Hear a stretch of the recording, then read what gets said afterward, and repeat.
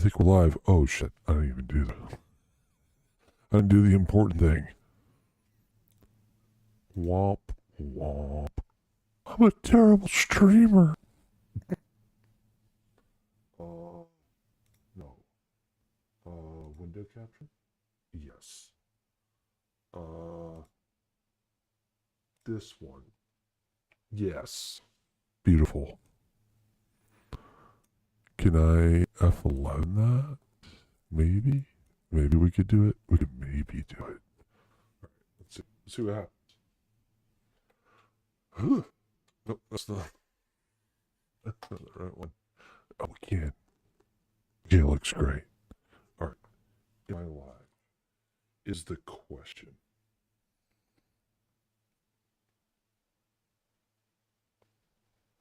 Oops. Well, we'll begin at once.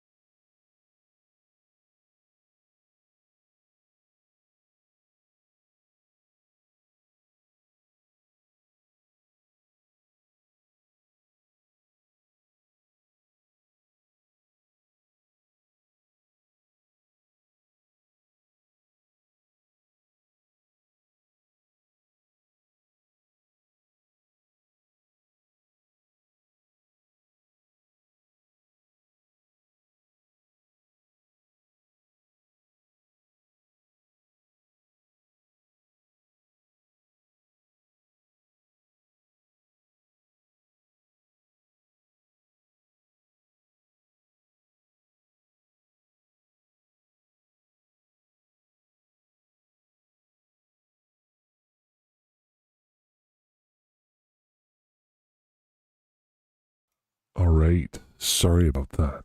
So, what we're going to be doing is we're going to be streaming. This is a book I've been working on. Also, I'm going to be working, so I may be popping back and forth. Working on another computer. But, what this is going to be about is sort of working on a book about ideas behind relationships. I am autistic, so sort of my approach and ideas towards what love, relationships, my assault on monogamy. I'm just joking. But just sort of my ideas behind what human interaction is and what the base of love is, modern romance, and what we as a society should look towards for a more positive or ethical, if you will, formulation and idea of love. And what I've kind of done is I've spent a few hours working with ChatGPT just to sort of working on prompts to address them and kind of looking at a book idea, a couple books ideas. So like the book, I have a pretty interesting title. And yeah, so I guess here we go. Let's let her rip, I suppose. So here we are. And sort of the format I'm taking is sort of presenting a point, letting it come up with a number of objections. If anybody who watches me or is in the chat wants to throw out some objections or questions, by all means, they're all welcome. I'm just here floating on a journey. I'm on a ride. So, yeah. Let's see. Making sure all my stuff's going. May have to pause occasionally, but that's okay. Let's see. What we got? This here. Oh, I need to put on the last headset we ever wore.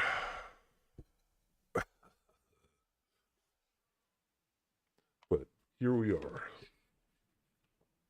And I know some people like this type of long form content, which is why I'm doing it. So, here we are. I am officially live. Let's just make sure all my audio's up. Oh, I've got the audio bug. Okay, awesome. I am not in witness protection. Although I do have a deep voice. It's not that deep. Alright, let's fix it. Fix it.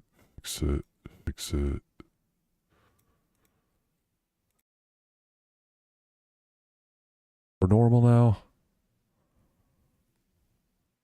Yeah, there we go. Beautiful. Jesus H. Christ.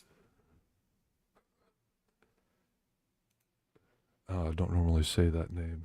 It's blasphemous. Oh, there we go. I'm just kidding. I don't believe in religion. But here we go. Okay, so that is working. Let's go to my other streams. Let's make sure that I am streaming. Is it streaming? It is streaming there. Beautiful. And then, let's see. Am I live? I think I'm live. Let's see. I think I'm live. I'm live there.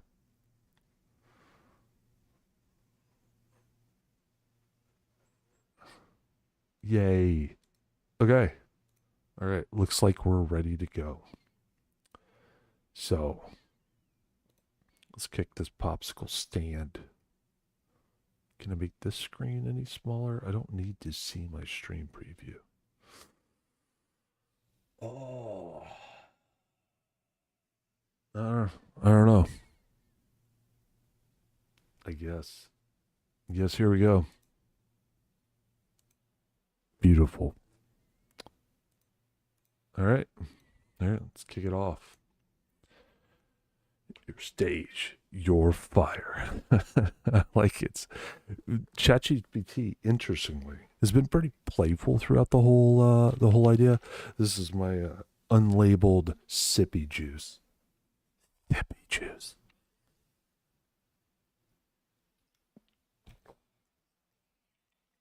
So here we are. Unlabeled. Removed all labels. They don't pay my bills. Nobody does. So what does love mean to you? Obviously, it's an emotion, right? So what we do know is in animals, just like humans, they know love too because they have the same chemical reactions to certain stimulus, right? But more deep than just the chemical response that we have of familiarity or touch or intimacy. I would say that personally, let's see, can I get it to record my rambling response? Let's see. I don't know how it's going to do. Hopefully it doesn't take the mic. I don't think it's taking the mic, but my answer would be, aside from just the base chemistry side of it, where there are chemical responses, we see it not just in humans, but we also see it in animals. The familiarity of the idea of injection of cortisol, the injection in our brains of different types of chemicals like adreno, non-adreno, adrenaline. In the case of intimacy, there's lots of benefits that we've seen from the release of not oxycontin. Oh, it's there's other specific chemicals, but love to me, more than just the reaction, is the action. So it's knowing that you want what's best for your partner or partners, regardless of whether or not it involves you or whether or not you're there, right? So if I truly care about somebody, the experiences that they have, I should not be a roadblock. I should not be a roadblock to their life, their decisions. I should not be changing them from their trajectory in life, their goals. I should be assisting them. I always use some stupid boat analogy, but I'm going to use it anyway. So I'm not changing the course of a boat. I'm just going to pull up next to it, throw supplies over if necessary, maybe just throw a mooring line so that way we can stay in tandem.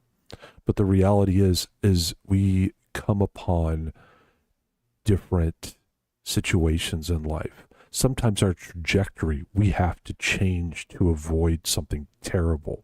And we don't want to affect other people's trajectories or lives in those situations. And the decisions that we make, sometimes difficult, sometimes we have to sacrifice certain things. And some would say that, well, love is in the sacrifice. No, love is me knowing that I'm going to have to make a decision that will detrimentally affect myself, and I cannot allow it to affect the person that I love, because that to me is the base of love. It is doing actions and showing care, even if it doesn't benefit, involve, or include you. It's the release. It's the release of selfishness and knowing oneself enough to know that I would not change that trajectory. So that's my answer. Let's see if it gets it. See if it reads my rambling. Hey, how you doing? Hold on, I'll shout out Spooky Jetties. Spooky Jetties is amazing. And spoopy. Hey.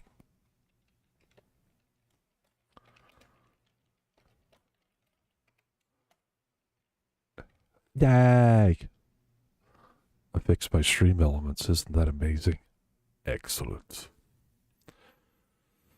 Adrenal, yeah, I don't know what the fuck I like adrenal. We'll just cut it down. Okay, let's see what it says.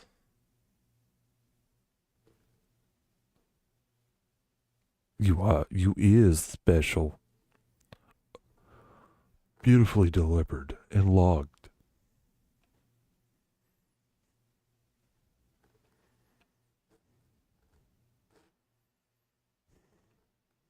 No, some say love is sacrifice. It's a willingness to make, without passing the pain on to that person. It's alignment, it's support. There you go. See, to me, it's a decent answer. It's cobbling my insane rambling that goes on for paragraphs into one succinct statement, which is necessary. I feel like that's a great addition. Do I believe in soulmates? I feel that some people will connect with each other strongly or better. I do not believe that there is just one person for you. That's a ridiculous idea that is actually more used to manipulate you into purchasing services, products, and things like that to make you available for that one, which they don't exist. There's just different. If there was just the one that exists and that person ceased to exist, then you've lost all point in life. You've lost all of your value. That's just stupid. That's ridiculous. I wouldn't even wish that upon my worst enemy. No, there's just different to me. And people we connect with don't always want a relationship with us, or don't always want how we choose to live our lives. So we may not ever be with them, right? We may,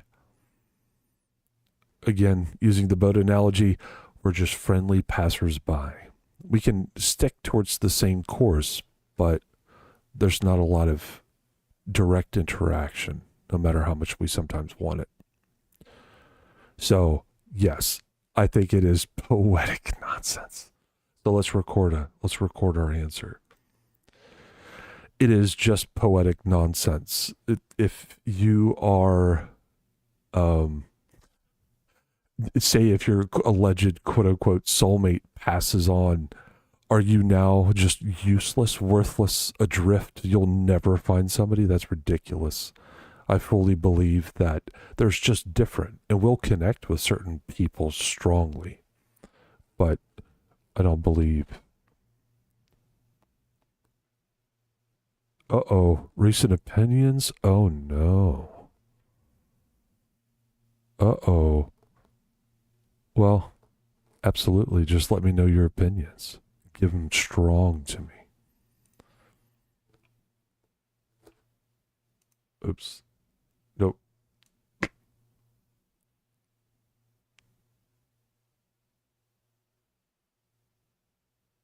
Uh-oh. We can't. I don't. Well, it didn't save it. Okay. Believe that we only have a single soulmate. We'll connect with multiple people during life, learn multiple values, things that may change our opinion. But there is no just one person. That would be ridiculous. Is everything okay?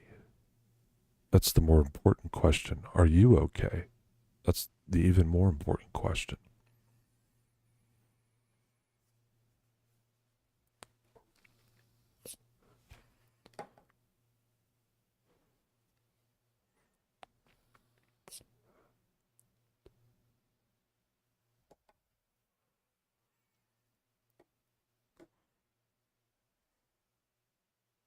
I shall wait for your answer.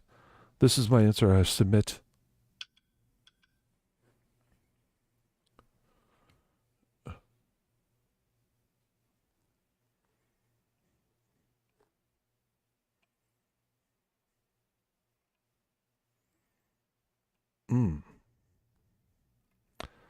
We'll answer like, okay, good.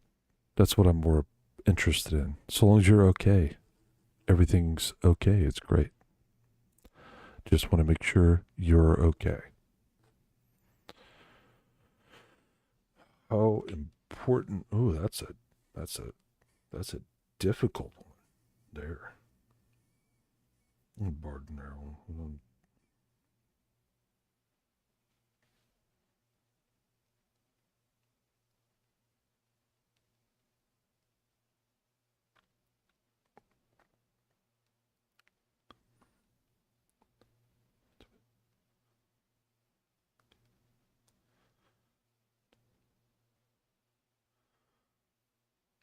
There we go.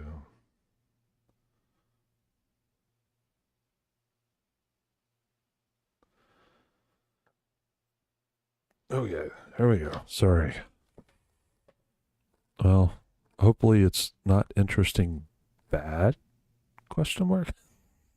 Hopefully it's interesting in some way that defines or helps you learn about who you are in a good way.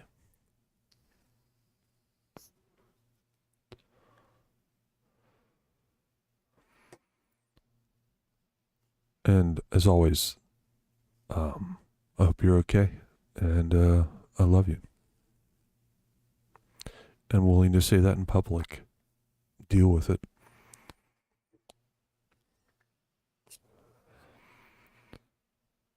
Yes, unfortunately, we do too late learn about who others are, how they manipulate, how they lie. I choose to not to. I choose to be totally open. I know what my wants are. Oh, well, thank you. I really appreciate that.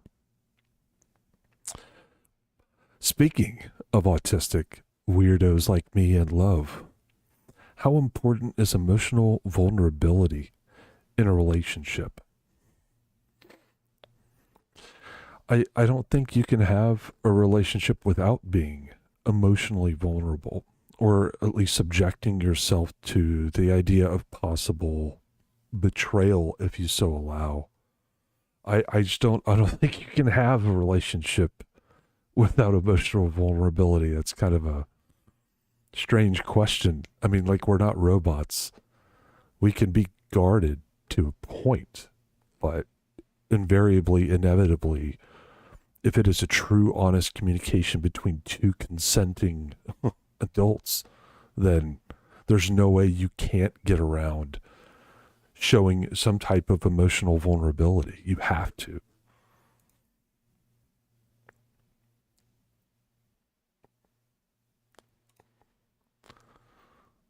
I'm curious what it says. I'm beautifully direct, Josh.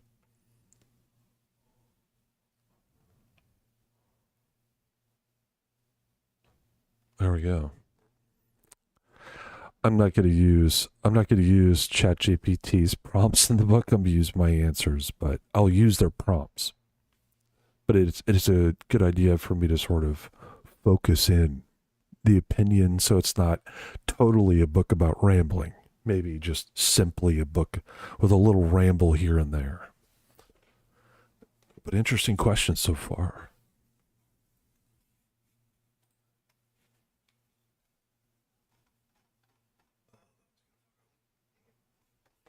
Sorry, I'm doing work too. I apologize. Do you think love should come with expectations? No. No. No, love should have no expectations. You should have no expectations. Hold on. Let's record this. No, if you come into love or a relationship or a connection or whatever you want to label it with any kind of ideas or expectations of reciprocity, or that people will sacrifice for you, or that people don't have selfish motives, you are aiming to be taken advantage of. Unfortunately, that's just how humans operate. I think the reality is that, do I believe that love should be about selflessness? It should be about people not expecting reciprocity or any kind of gain from having a relationship with someone? Yes, that would be wonderful. But we have, unfortunately, human beings with a weird and just kind of gross idea of what people are owed, or some kind of weird expectation that they should be treated a certain way. You should still have a standard of your treatment, but do not expect people to rationally, A, communicate it, B, follow through on that communication, C, even be able to, like, or have rational thoughts behind it. Just don't expect that. People are just not intelligent. People are just wildly random in what triggers they have that they don't communicate, which they should, because again, relationships are about honest clarity. I cannot give you consent if I do not know your intent. So I think it's, no love should ever come with expectations. But unfortunately, do human beings come with those bunched in due to trauma and other things? Yes. because it's fear. And unfortunately, it's very difficult for us to clear the fear monster off of our back, which will always be difficult.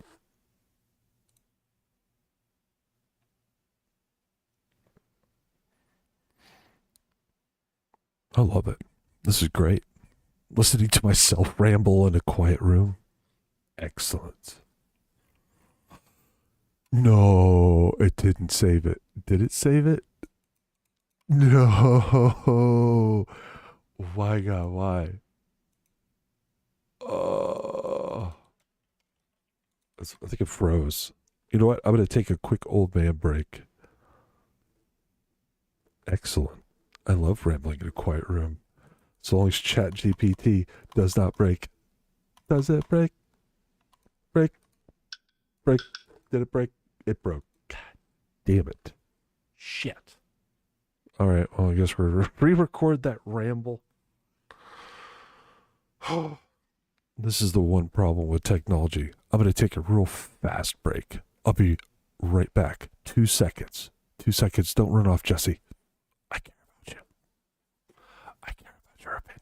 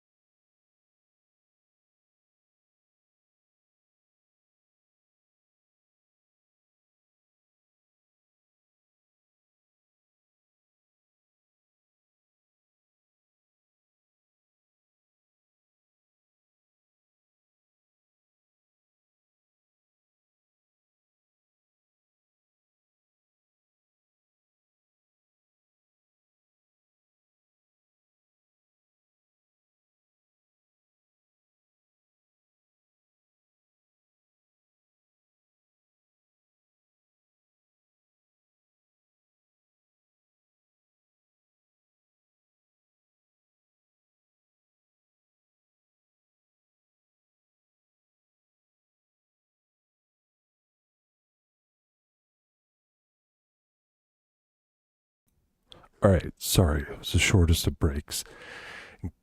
Damn it, we're gonna have to let it record my rambling.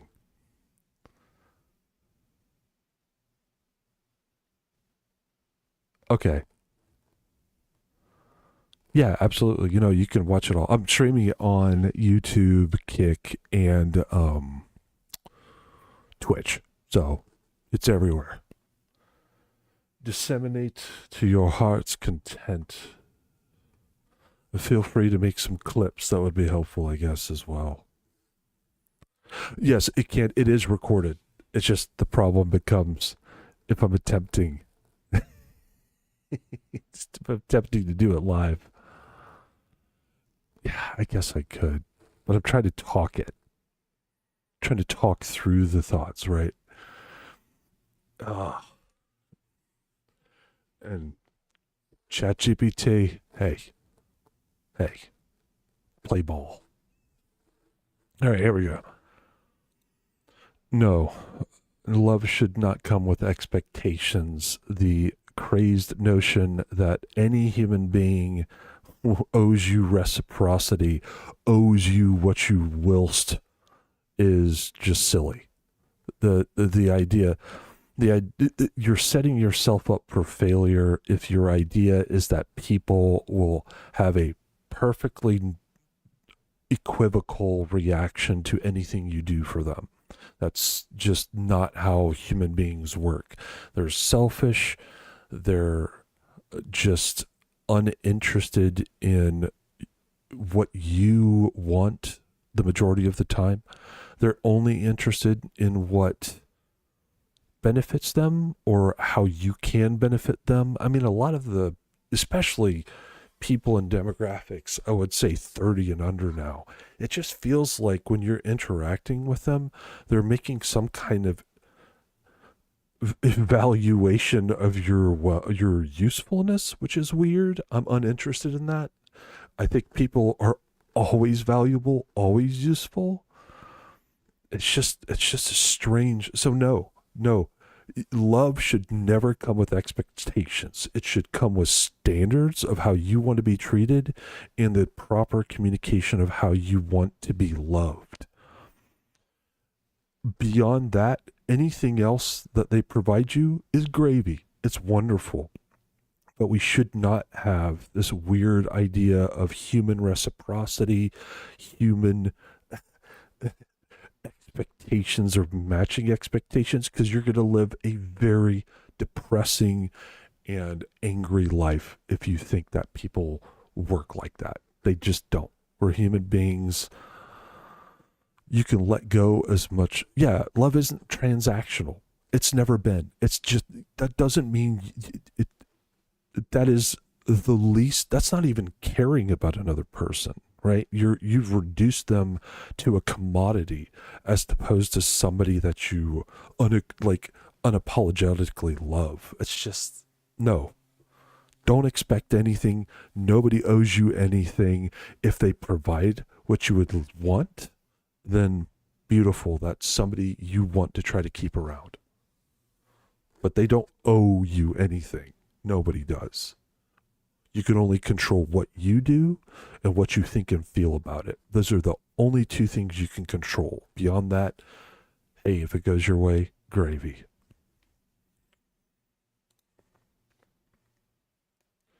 You better get this rant, you son of a bitch. Fucking.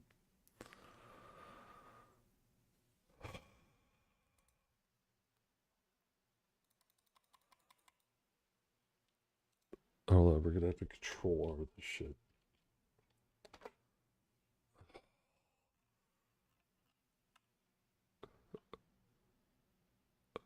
Alright, we're gonna try swing 3. No, it is irrational to expect that humans will present you a reciprocation or any kind of response. You should have standards in love, but you cannot expect things from other human beings. They are selfish, etc. There we go. Shorter response. You should be able to fucking great. Just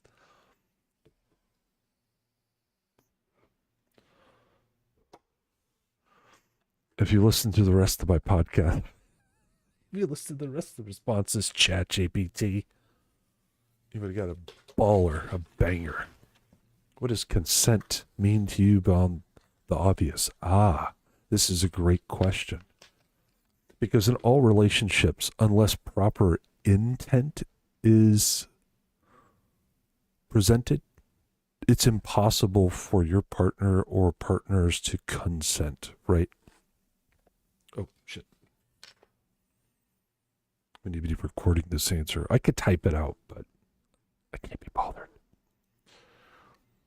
Consent is pivotal in relationships because you must present clear communication and honest intent. The biggest sort of shortfall of all relationships that degrade is people withholding or deceiving when it comes to their wants, right? So we need to focus on proper communication and intent in order to receive that consent. And the other secondary thing is in relationships to where ethical non-monogamy, monogamy, polyamory, all these types of relationships, the decisions you make affect everyone. So that's the reason why also these type of relationships require clear, honest, open communication, because they need to consent on your decisions as well. It's not just one person that you're just attempting to, I don't even like swaying your opinion. It shouldn't be that.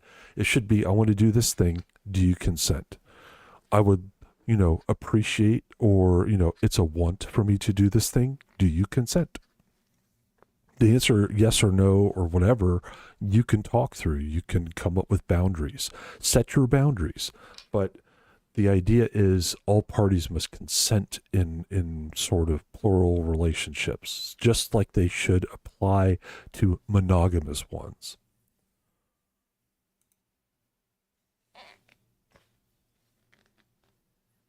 Don't you fuck me, ChatGPT. Okay. Beautiful.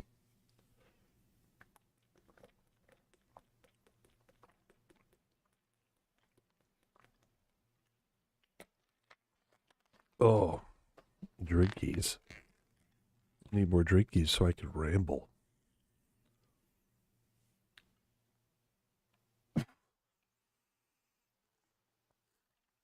Okay. What are your thoughts on monogamy? I don't. Oh, that's spicy. Before we continue, I'm going to check on this work thing.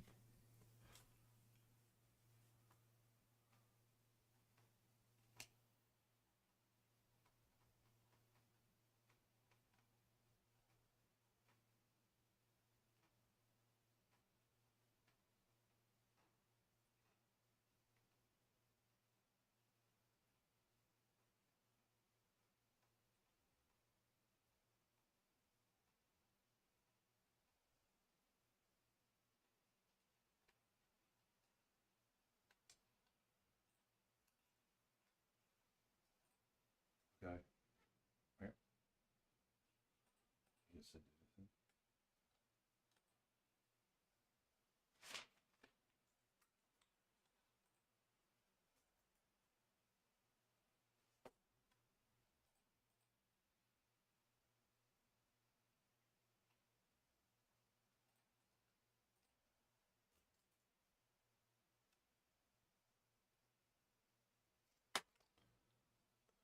Yeah, and love should not be transactional. That's exactly correct, Spooky Jesse.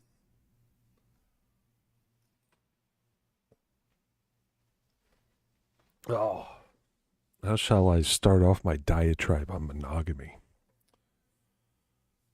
How recalcitrant shall I be? Man, that could be broken up into so many parts. What are your thoughts on monogamy? So, let's do the hot takes.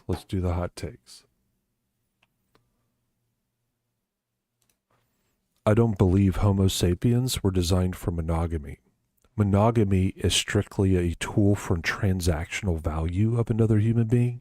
It has absolutely nothing to do with love. It has nothing to do, in my opinion, with the value of another human being. It is solely designed so that way I can control all thoughts, actions, and wills of another human being. It's not considering the other person, what their wants or goals are. It is an inherent control, and I'm just not interested in it. I do not believe it's ethical. I do not believe the idea that a transactional relationship to where I have full control over your decisions makes any sense in a human being's moral or ethical framework. I totally believe that we can have relationships with people and it fits specific wants that we have, and we can do that in an ethical, loving, and caring way. I believe the world would be a better, happier place if we just addressed with clear, honest communication with other human beings, as opposed to this idea that we need to silo ourselves between each other. We can't be around a specific human being 24/7 without creating conflict. So the idea is we can protect ourselves by allowing more variety, us learning more, us experiencing more. The more we learn and experience, the better human beings we are. You cannot get that through monogamy. You may have 1, 2, 3 long-term relationships, but you'll have learned so little about what human beings, how they work, how to address them. In non-monogamous relationships, you can have that long period of time too. I've been in relationships for 5 to 10 years. So I think it's silly, the idea that monogamy is the only option for stable and safe relationships. That's just not true. They're actually the most interdependent and toxic relationship types that I believe you can have. I do not believe it is healthy, nor do I think that it's good for any human being. And I don't believe Homo sapiens were designed for it. You better take this chat GPT or I'm going to be so pissed.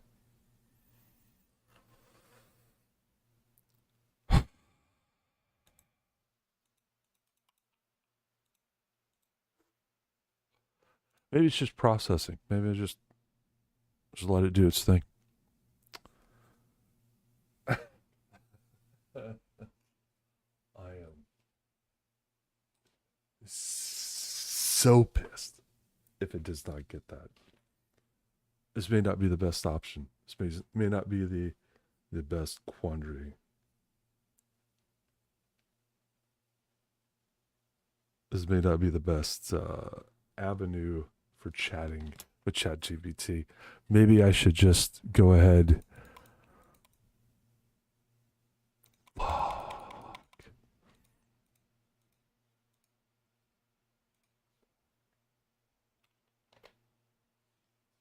Oh, that hurts so much. That was such a great bar. Spitting that bar. That was awesome.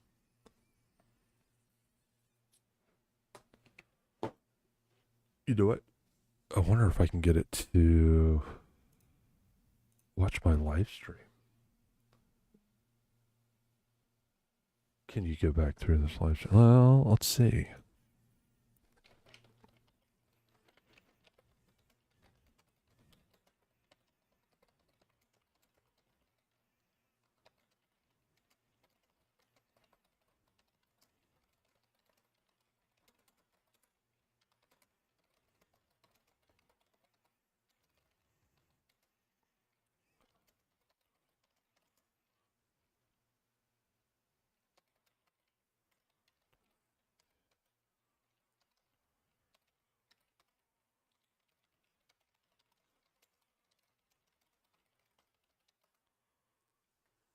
Let's see. Real time. Oh. Save the VOD. Key responses or just paste your own notes here. Oh. Boo. Well, what good are you?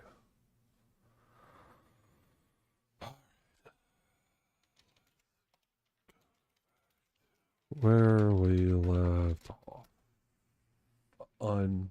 Unbelievable. How amazing.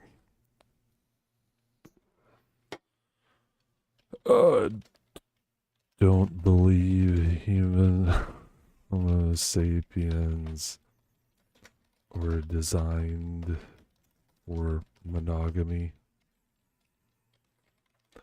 It's a control function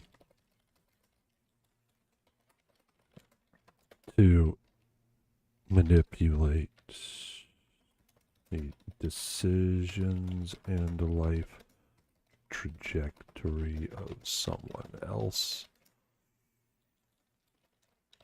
It's an emotional, financial, mental, physical North Korea that I don't believe is healthy. Decades of people's lives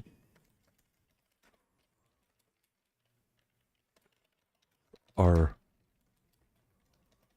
wasted on learning about a single person they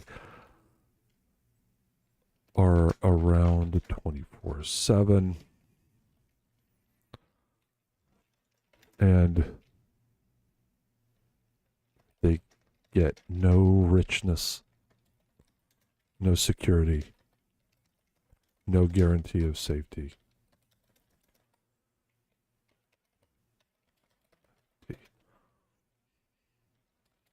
that their relationship will be positive long term. Boundaries.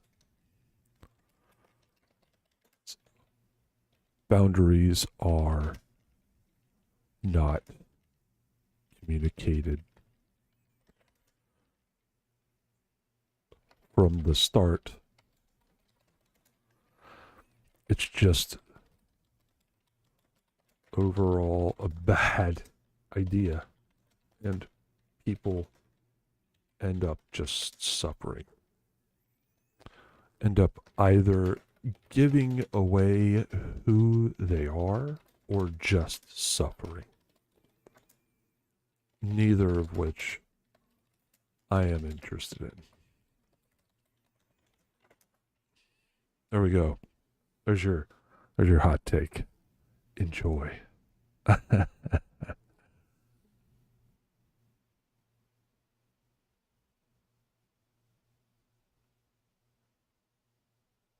me up on Discord. Star.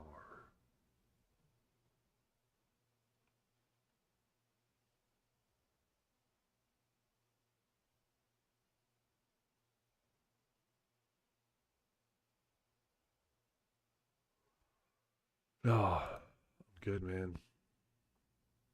Get a timeout. No. Refuse. Man. No thanks. Appreciate it, though. Oops. I closed my Twitch window, which was not smart. I'm not a smart boy. I am not a smart boy. There we go. Back at it.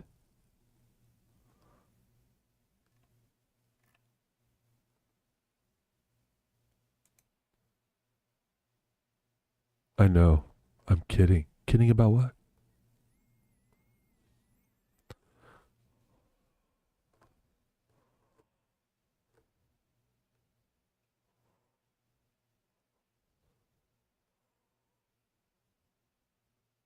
There we go.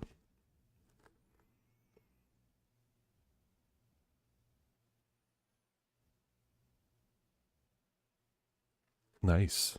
Self-erasure. Exactly. Oh. Yeah, I'm not that smart. I'm not. I'm probably mid-tier.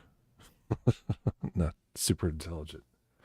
I know who I am, though. I know the demon that I present.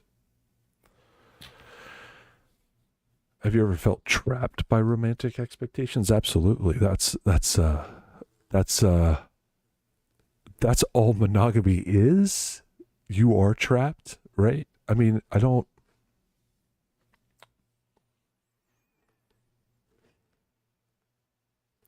but that's legitimately, that's what that is, right? I mean, it would be, is it not? Tell me how it is. Tell me how monogamy is not a demand of romantic expectations. I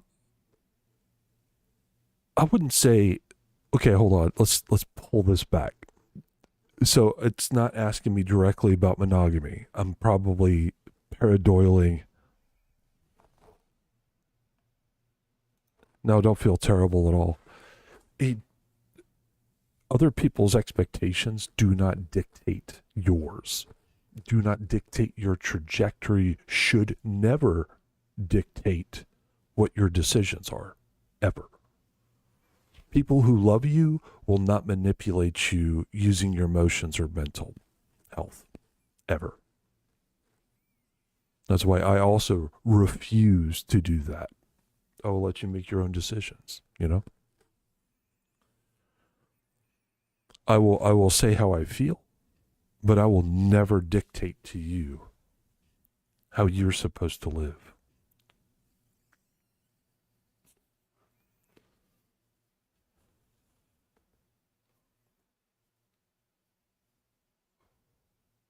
I'm sorry you had to have that conversation. Henceforth, again, I am uninterested in providing people an emotional, physical, and mental North Korea. I'm just not going to do it. Be with me if you want to be with me. That's all I ask. And be honest. What you would like. Yeah, but the reality is they hurt themselves. They had an expectation that you somehow owed them a thing. You stood your ground and said, no, I don't owe you the thing. I could choose that route, but I don't owe you anything. Just like you owe me nothing. They hurt themselves at that situation because that's not a you problem, that's a them problem. I mean, sorry to make it sound harsh, but I mean, it's just direct. You can't allow other people's expectations to affect you, and it should never affect you if they care about you, right? Because that's another avenue of manipulation.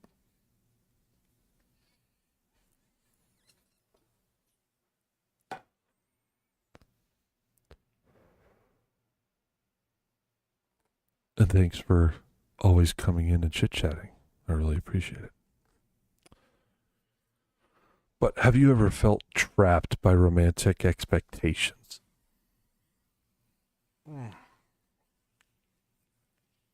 That one's a hard one.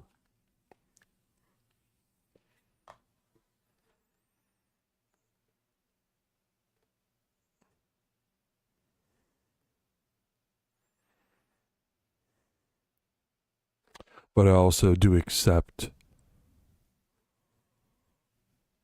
that it's hard to not feel bad. I do accept we're human beings. We do care about other people. We don't want to either intentionally or unintentionally hurt them. But the reality is that you have a strong boundary. I have an unread message. What's that unread message?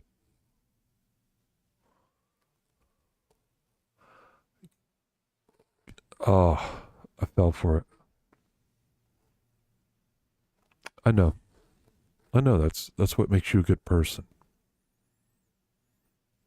And I also appreciate that you stand your ground. You know what you want, and you defend what you want. Unfortunately, the answer is I can't fix humanity. Sorry. I can't fix the rot in people's brains thinking that you owe them something. You owe people nothing. You owe people nothing, ever. And people shouldn't expect that. We got to get that brain rot out.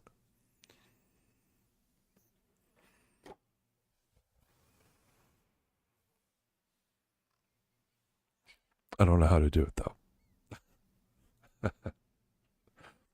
It's unfortunately born of the patriarchy, but that's a whole nother conversation.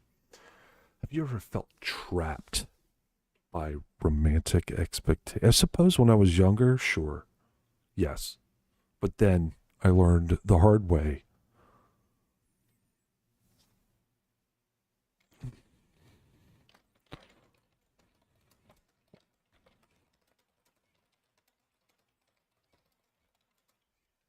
I allowed other people's expectations to dictate my actions and emotions.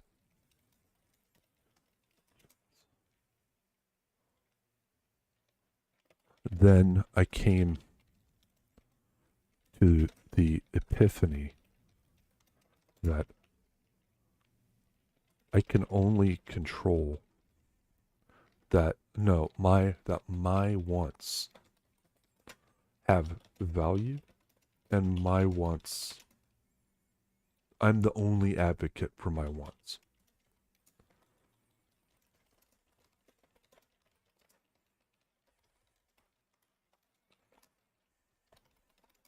I have to set the boundaries. in order to be happy.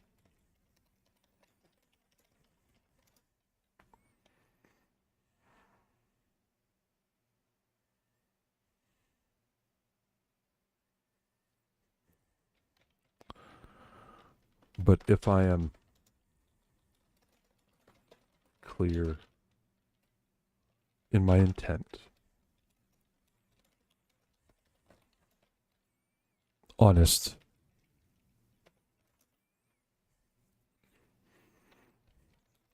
in expressing what I want,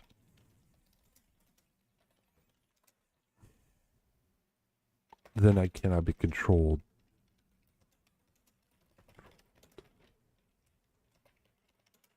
by anyone else's expectations.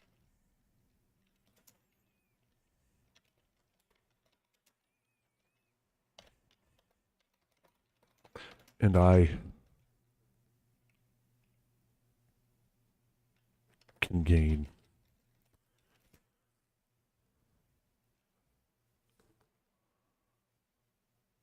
what is it? Freely given. And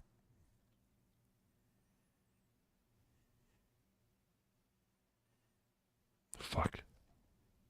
Fries, man. I can't remember the E. What's the exact E? E.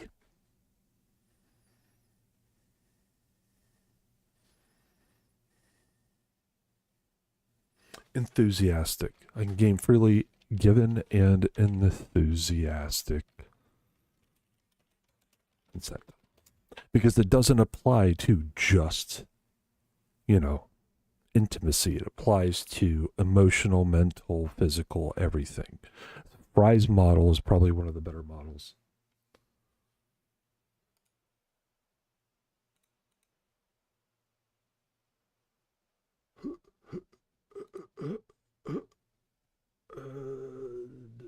Blah. Goodbye. Goodbye. Good eve, sir. Good eves. So there we are. Yeah, one person, and it's a bot. Isn't it wonderful? It's great. Because that's the thing, man, is people need to learn about their Fry's model.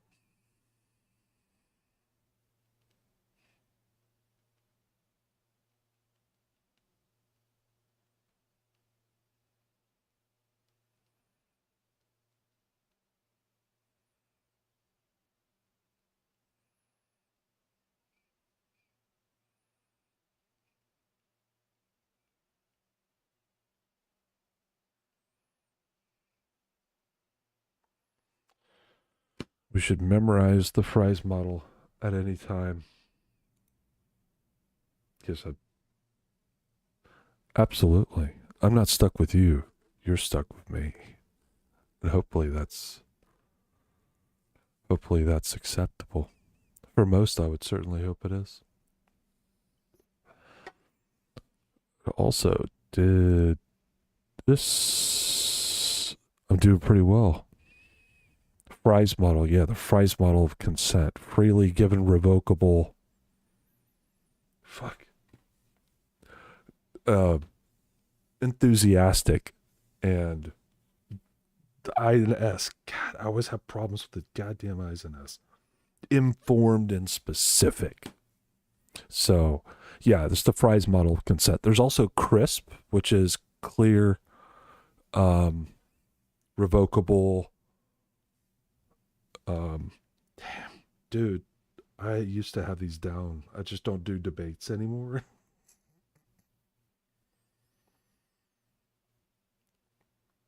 It's not hard to do. And hey, how's it going, Ava? How are you?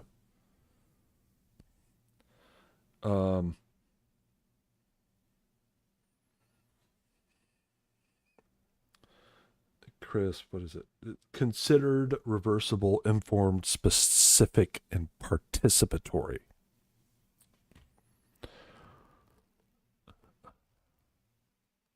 Well, Yes, we're delving deep into love, uh, relationships from an autistic brain.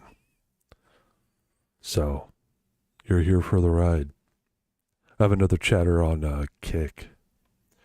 Do you celebrate Valentine's Day or do you find it emotionally manipulative? Well, like every holiday, it is literally just there for marketing purposes to sell things. Because if you need a single day to remember the people you love in your life, that's pretty sad. I mean, every day my partners know how I feel about them. But that is a good one. Oh, we'll celebrate Valentine's Day just because I like candies and chalkies.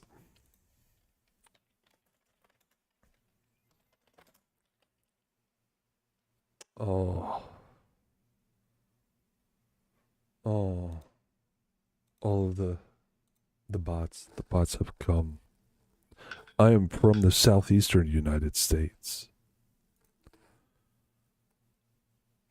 Goodbye. You go. There we are.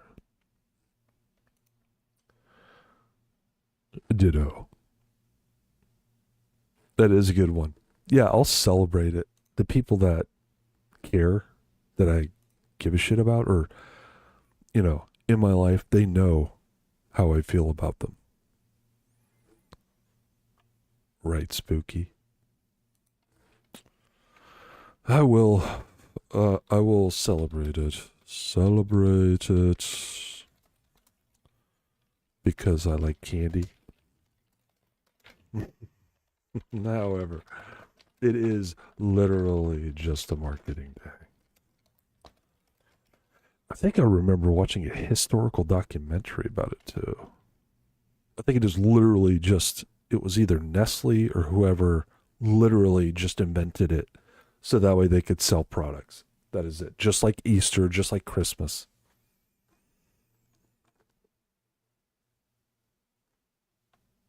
I don't like the responses. That's not who I am. I am witty. Yeah, but Valentine's Day, totally disingenuous if you only have time to love a person one day a year. And even for single people, it's kind of pointless. What are you to feel alone that one special day a year? Yeah. I answered them. I'm from originally the West, but I live in the Southeast now. Do you think relationships should be built in? No, we've already hit on this hard.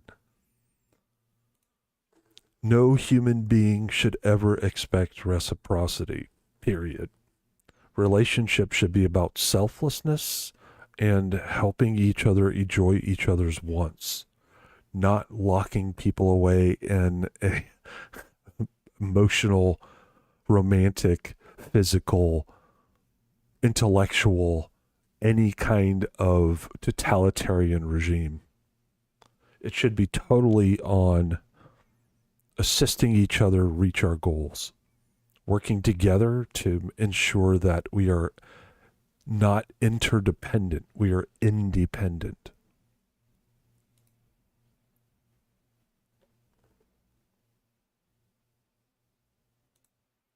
But also enjoying our time together and enjoying intimacy or whatever our wants are and expressing them openly, not being afraid to present something to whoever our partner or partners are.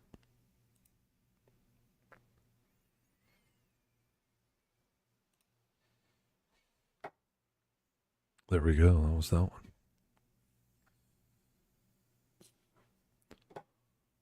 Radical. How is that radical? I don't understand.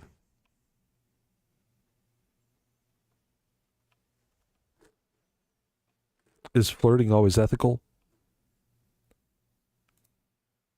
No. Next question.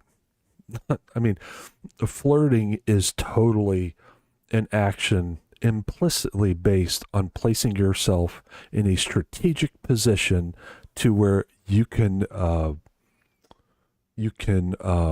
exploit it at a later time, right?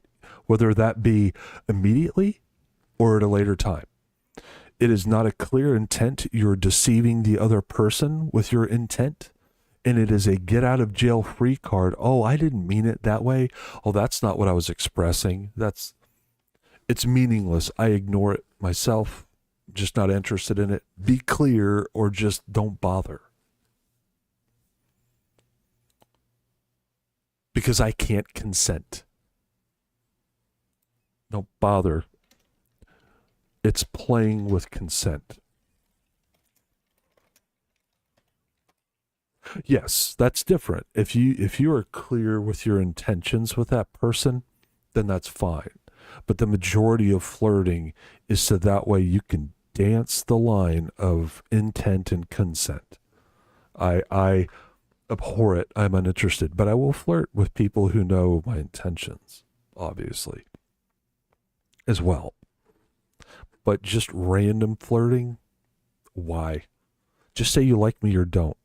Just say you need something. If you need something, just ask for it. Don't waste my time. I also hate small talk.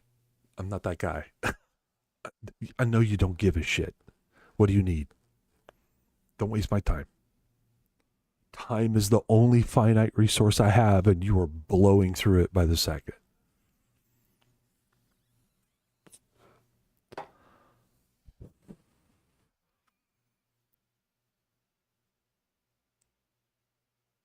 Yeah, right.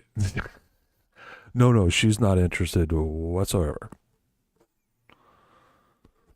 That's okay. But that's the whole idea, right? Hey, I'm not really interested in you, but sometimes, I'll feel a bit playful. Is that so difficult?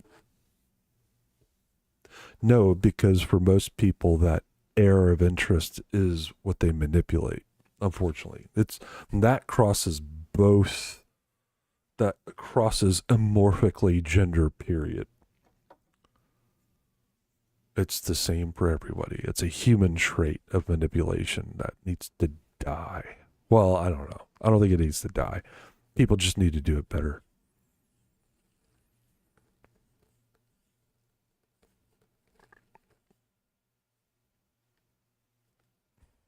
I'm much more interested in the monster you become at 2 a.m. than the person you pretend to be. Exactly, right? I am clear. I know what monster I am. I am clear and honest. I know my wants. We share those wants. Fantastic. We're going to get along great. If we don't share those wants, I accept that some relationships, friendships, don't even get me started, but I accept that some relationships I have with people are going to be pretty one-sided. I don't really have I have no needs. Zero. I am uninterested in what you have to offer as far as needs are concerned. I have some wants. I have a specific small set of wants. If you don't share, at least a couple of those wants, I mean, it's my time to choose to give to you.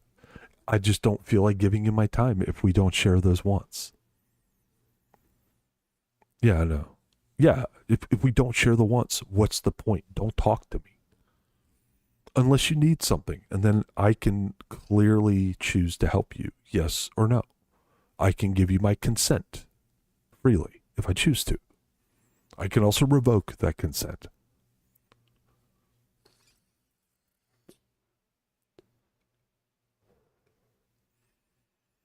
Hopefully, those of you who are watching the VOD don't hate me too quickly.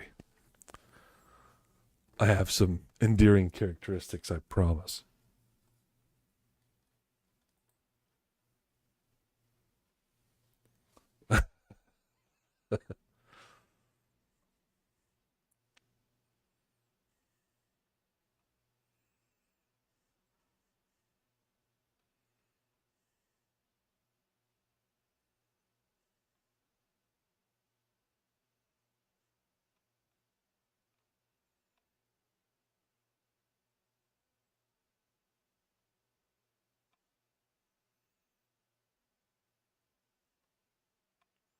Still got fire? Yes, let's do it. How do you balance your personal autonomy with being close to someone? Well, it's simply the sharing of the one finite resource we have, which is time.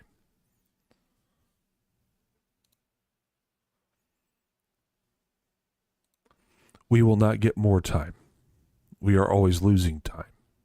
So people who ask for my time, I freely give it to them in a consensual way. Like, I will give you my time if you ask for it. If you share my wants, I'll give you more time. But I'm just not going to lackadaisically waste my time, because that's very valuable. It's valuable to me. It's valuable to you.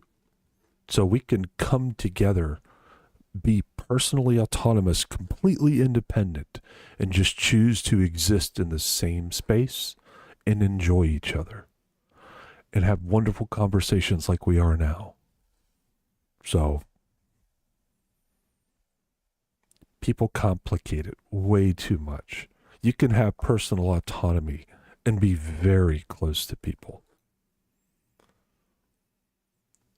Just from a human, and also just from a human aspect too, we have to have time away from other people so we can process thoughts, emotions, feelings. We have to do these things by ourselves. And in some situations, if we have a deficit of some type or a roadblock of some type, helping people, like getting people to help us from an unbiased perspective, listen to our situation, how we explain it, ask us questions, clarify, and then that way we can process it better.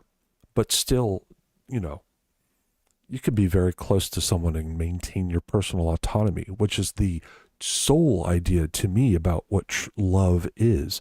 You should be totally autonomous from me and be perfectly fine. You should have no interdependence depending on me.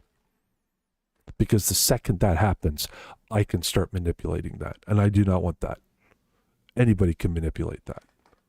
I'm uninterested in manipulation or controlling someone's trajectory or decisions.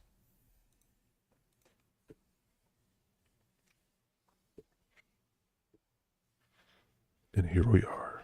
There we go. Oh, it's playing nicer now.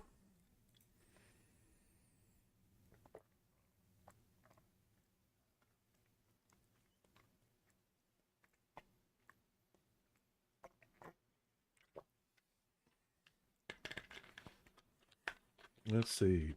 You never get more of it. You're always losing it. So when somebody asks for my time, I give it consensually.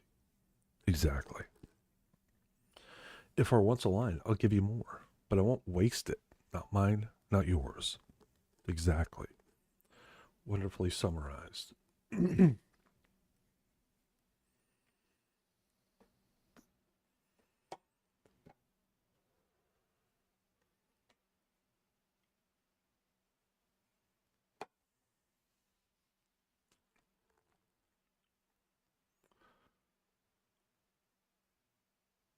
Soul. I did not mention once a soul.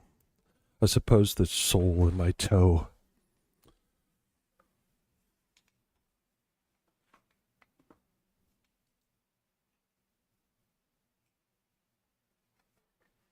Silly. Is jealousy ever justified? Oh, here we go. I have to. Oof. That's one.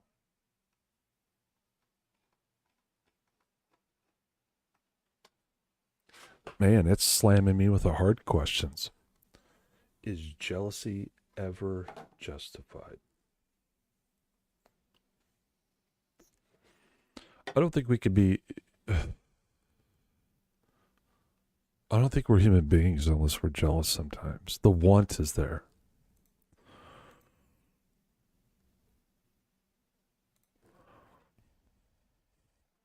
Because we have wants.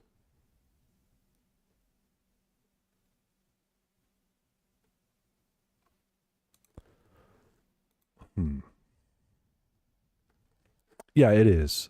It's It's because we have wants, right? So the question becomes to control that jealousy. Do you care about that person? Do you care about their experiences? But I don't know if that's justified, though. I don't think you could label jealousy or emotions with a justification. Well, that's not true. No, you can. Anger, yeah. People are allowed to have these emotions. But jealousy being justified. I think it's the justified part I have a hang up on.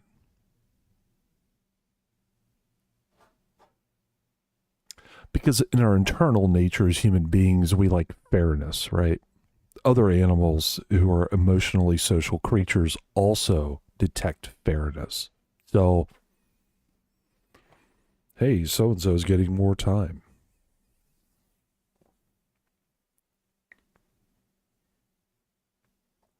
Right, exactly. And what she says is something that causes my jealousy may not cause yours or be understood by you. And that's what I would totally agree with that statement. Because I feel like if I'm jealous, I could be totally irrational as to why I'm jealous. So I would say like one thing that kind of bothers me a little bit is people on social media who share a picture with you and then just share that picture to some random public instance, right? So why'd you send it to me? Because I could just look at it there. That's not, I wouldn't really say that's jealousy. That's more of like, that's not a clear intent with that image. Like if you're trying to make me feel special, you know, that's a messaging problem. I'll pull away from people I see do that a lot. I'm just like, I'm not special to you. I mean, why the fuck, why do I waste my time? I'm not interested in giving my time to people starved of attention. And that deals a lot with insecurity. Justified, or is it always, I can't blanket jealousy being insecurity all the time, though. I don't know. I mean, I guess,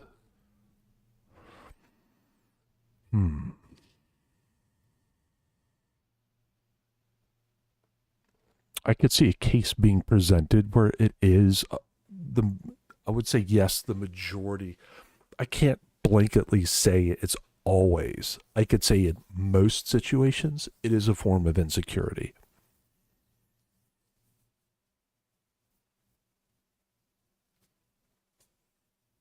Because you're not getting a thing that somebody else is getting. So it's based in a rooted fairness instinct.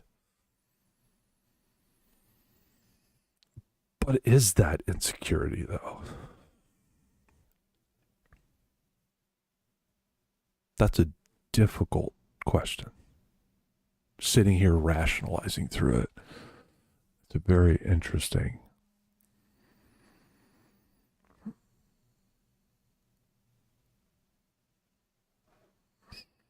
No, what I mean is like,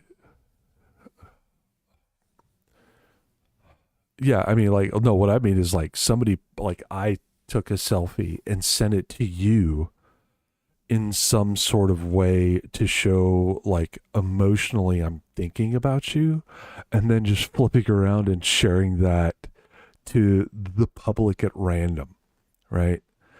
So then why'd you send me that? I could just look at it on your profile. Oh, that's a nice picture. Why did you dual play it? To me, that sort of feels like, I mean, that's obviously an insecurity move because you have some personal inlaid issues.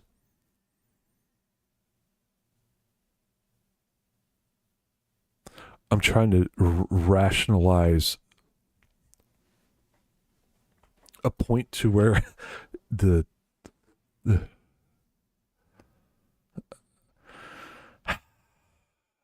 yeah, I mean, I guess.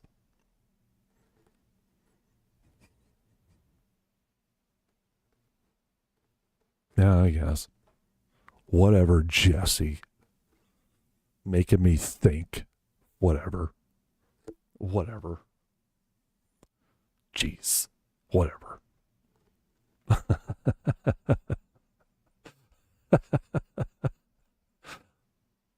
Whatever. Oh my gosh, you're so cute today.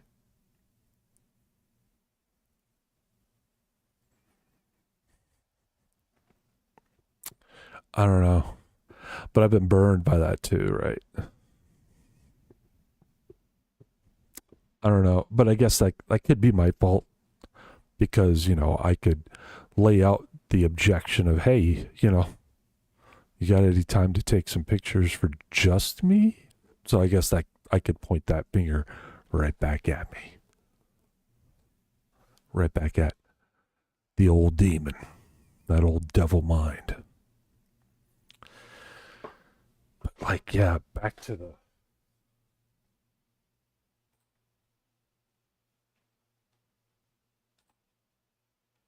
Hold on, I'm doing a work thing.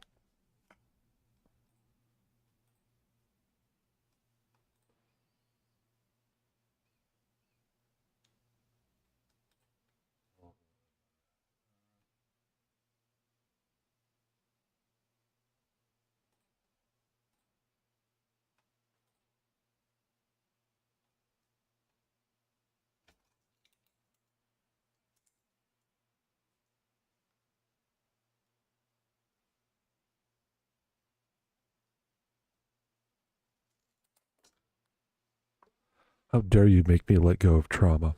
Let me think. I don't know. Maybe I'm reading way too much into the question.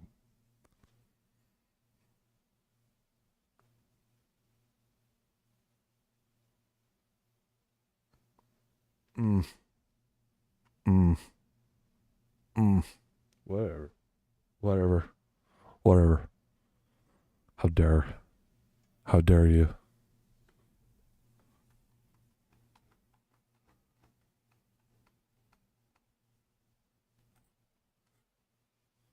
How dare. But is jealousy ever justified, or is it always a form of insecurity?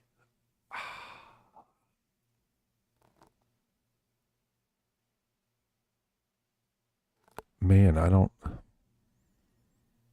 We'll break it down. Is jealousy ever justified? I don't see why. Why would it be justified? Would be my question.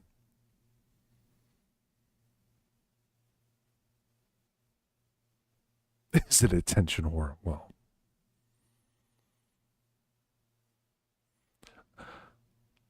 but we love her. I am not an attention lover. I like specific people's attention, but I am uninterested in just random people's attention. I'd rather be in the darkness, as I am now.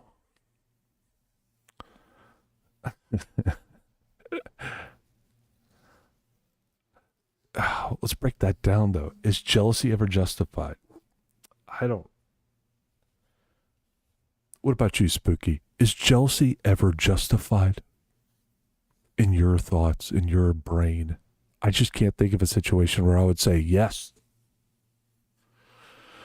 that jealousy is obviously justified. I can't allay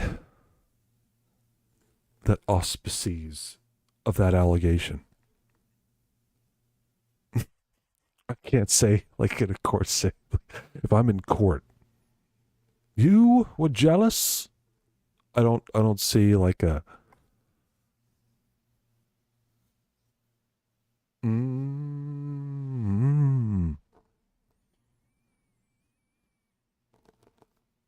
Yeah, I could see that. Okay, so then jealousy is justified sometimes.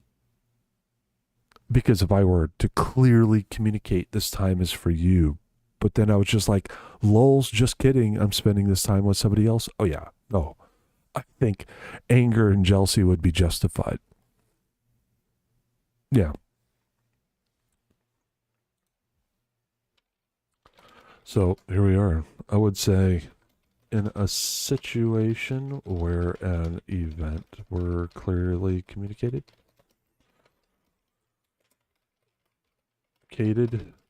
and you did a different event with someone else, yes, anger, jealousy, jealousy, justified.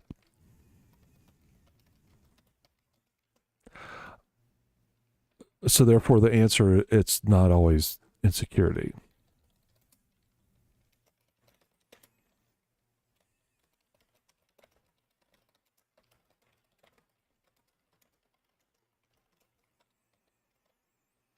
However, jealousy is rooted a lot in insecurity.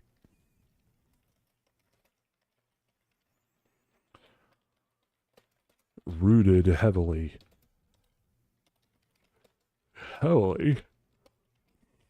in insecurity. I cannot say honestly that it always is. Is always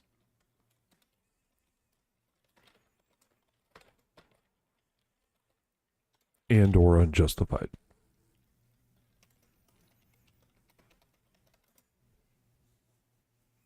Good enough for me. Send.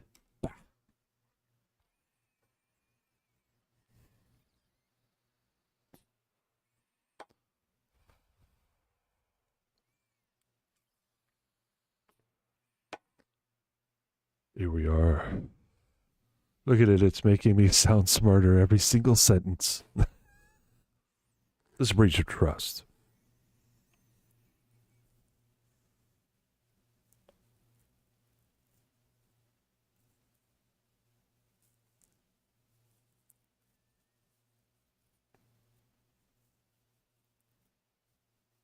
Yeah. Fear of loss, inadequacy, not being chosen. So no, jealousy isn't always insecurity, but we shouldn't dismiss it as irrational or invalid either. Sometimes it's a signal that something real was validated. Yeah, I agree with that. Violated, not validated. How do you handle emotional dependency, your own or someone else's? Oh, you got to crack out that reality whip. No. That's not a healthy way to do it. That's not caring about other human beings. I mean, you could still be direct, but don't be a dick.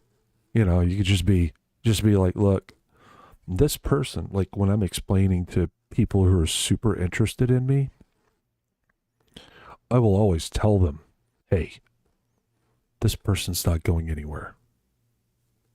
They're just going to be there. And if you want a relationship with me, you just have to understand that this person's not going anywhere. I'd love you to be another person that doesn't go anywhere either. But, you know, that's setting up the boundaries. And it's not an emotional dependency. I just choose to give them a lot of my time. So they're going to take a lot of my time. I can give you a lot of this other time. Yes or no, right? It essentially comes down to, do you feel valued, validated? Do I check all the other boxes just because, you know, I'm not with you 24/7? Or like, you're not available 24/7? It's just arbitrary to me that you wouldn't allow that time to somebody else to make your partner feel amazing and happy and, you know, validated, loved, cared. I don't know, I'm just crazy, I guess. How do you handle emotional dependency? Clear communication, clear boundaries. Pretty simple.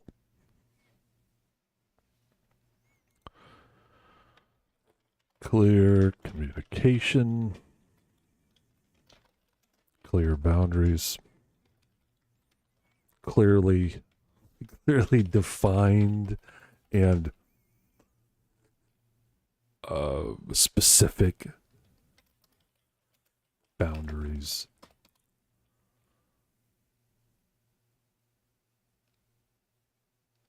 Just being succinct and direct. And try not to be a dick. It's about the best you can do.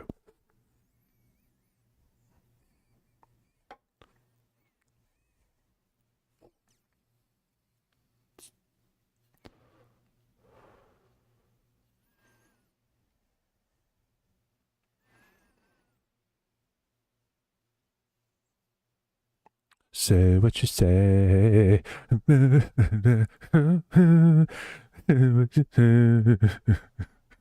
just joking.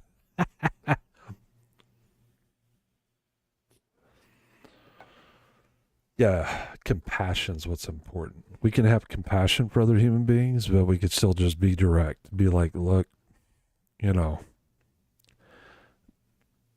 this is just what it is. You can't consent unless I give you proper intent, communication, and a flat out honesty. That's just how this works. That's just how human beings interact. I don't believe in needs. Oh, this is controversial. Oh, can you love someone and still say no to their needs? Absolutely. Because they need to be free and independent so that I am not relied upon for their needs. That is the key to consent, to clear consent. However, if a need is expressed, I will still address it. I still have the choice to address it or assist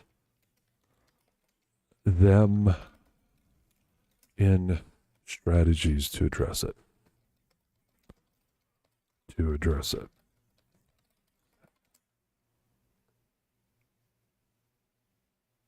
Or I have to be that particular because the general populace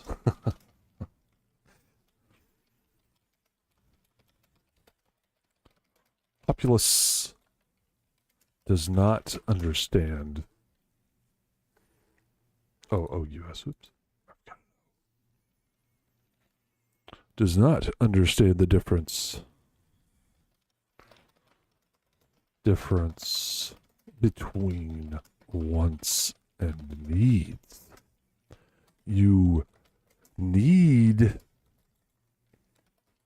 to eat. You want intimacy. There is a big difference.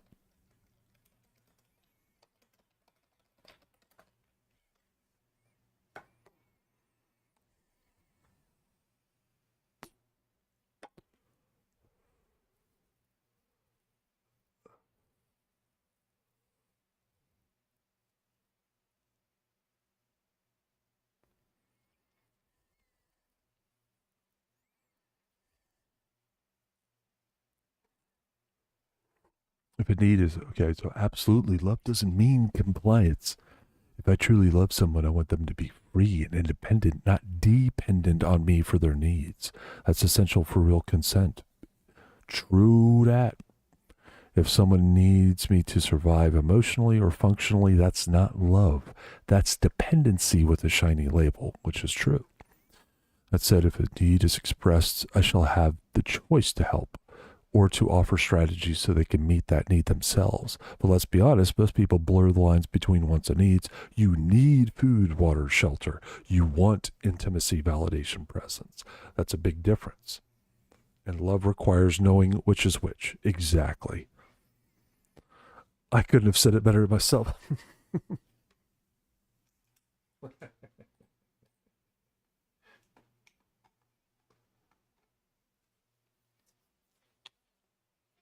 How do you deal with conflict in a relationship? Head on, clear communication. You can't just let that stuff fester, because that's where you start letting in the gremlins of what's that? Oh, it's the word. The word. Resentment. Clearly, immediately, compassionately, honestly.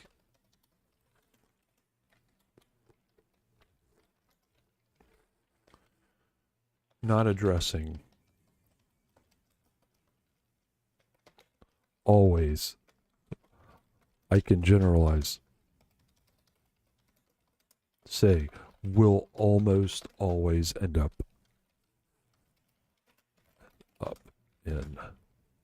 Will almost always end up. Will always end up in resentment.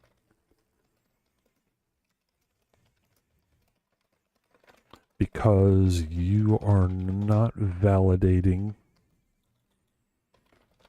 their concerns,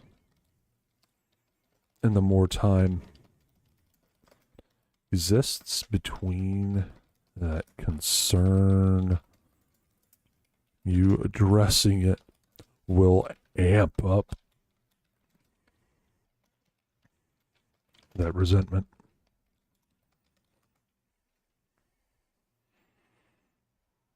Needs to be addressed immediately, clearly, honestly, lovingly, compassionately.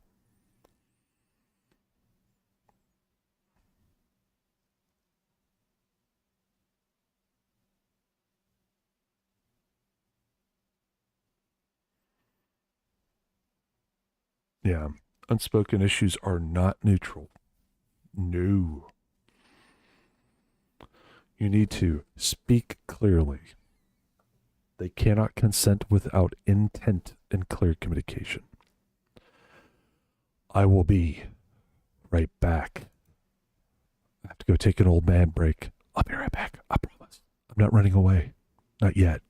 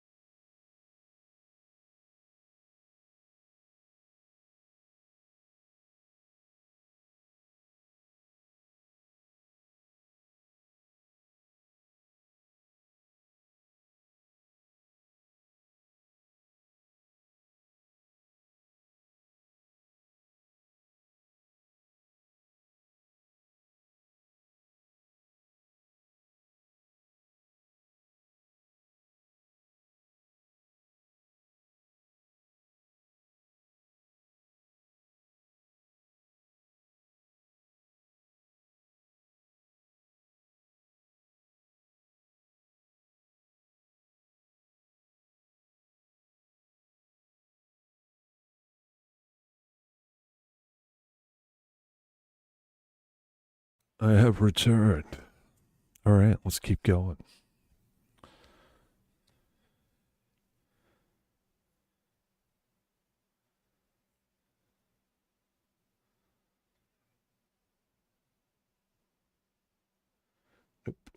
Leave me alone.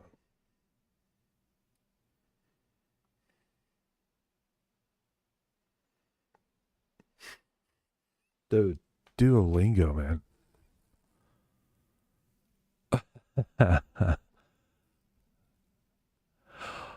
Nice. Yes. Oh, I mean, never mind. I won't express my opinions on that on a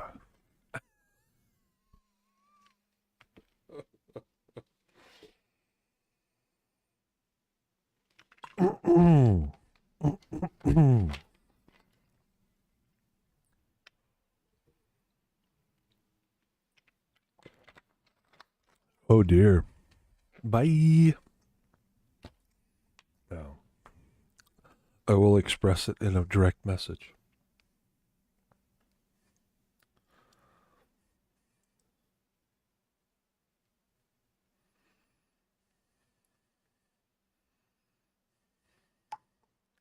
Anywho, all right.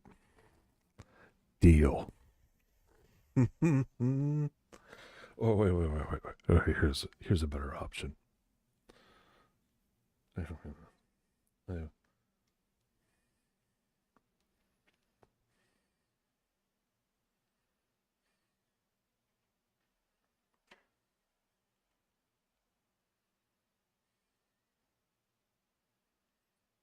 There we are, marvelous. That's it. That's your message. Excellent. Do you prefer direct honesty or gentle diplomacy?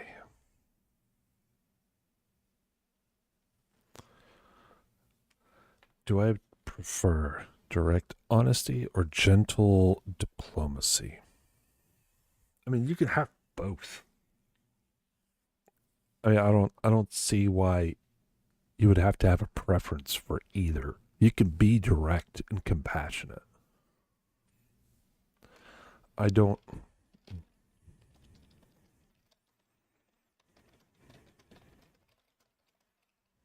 see why they're different. You can be different and be compassionate, direct. You can be blunt and not a dick. Not a dick. I don't see how they're mutually exclusive.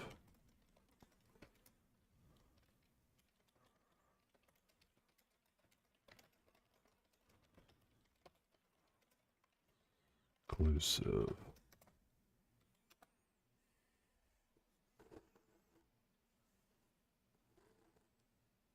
Yeah, it's not a false dichotomy. You can literally have both. I don't see why the either or. I don't see why the line is drawn. I have never had that problem.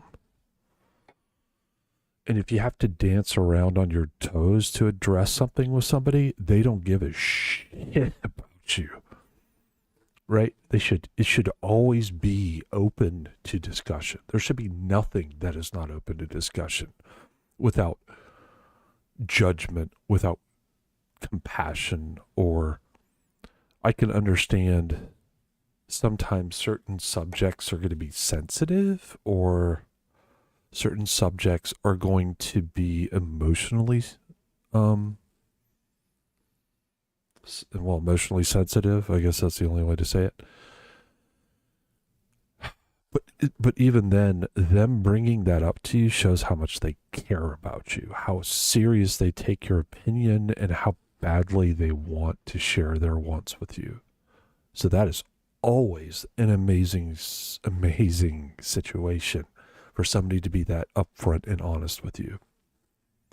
That means they care about you a lot. People that you're afraid or dancing around in order to address something, I find extremely problematic, and that needs to be worked through, because there's trauma there, and if there's a direct threat there, that's even more concerning. People bringing things up to each other should never be a negative situation. Hey, we've talked about this a couple times, and, I would really, it's one of my wants. It's something I would really want to do. And you just have always shrugged it off and said no. Is there a reason why? Is there a certain way it makes you feel? Just, I want a little bit more explanation because it's something I value, I want to do. And, if that is a boundary for you, I would like to explore possibly finding that satisfaction of the want somewhere else. And where do we go from there? What boundaries can we set up to make that acceptable? Is that so hard to do with another human being? Nope.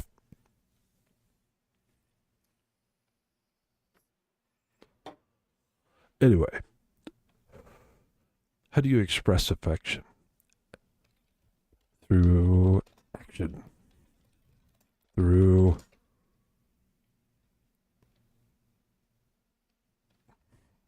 following through. Through caring enough. Putting in the effort.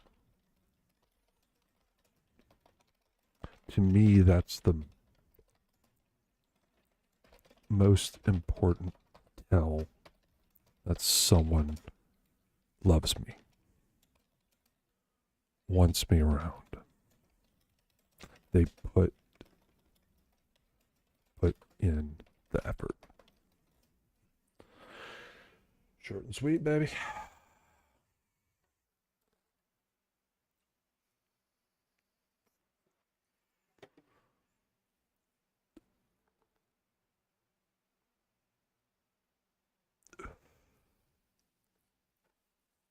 Put in the work. Exactly. Through action, through follow through, through effort. Affection to me isn't words or gifts or performative gestures. It's caring enough to show up and put in the work. Exactly. That's somebody who cares about somebody else. No matter what's going on, no matter what happens, I'm there. There is nothing that's going to prevent me from being there, doing there, helping you with your wants, your joys. Even if I'm not involved, even if I'm not interested, I want to be there to help you through that. I want to help you enjoy that. That's it. That's somebody who cares about somebody else. Are silent treatments or ghosting ever ethical? No. Never. No. Because you're removing consent from the other party. Well, no, that's not true. Hold on. In the case of abuse or situations where safety is involved, absolutely.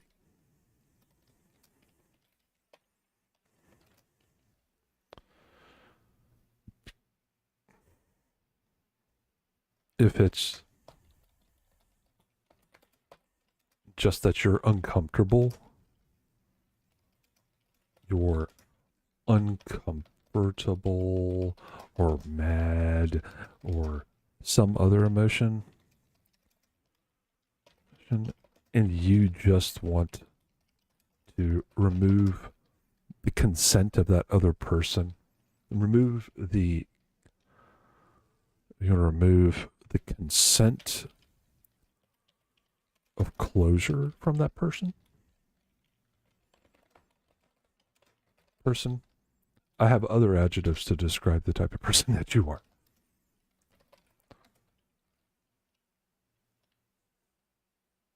Remove consent of closure from that person. I have other adjectives to describe you.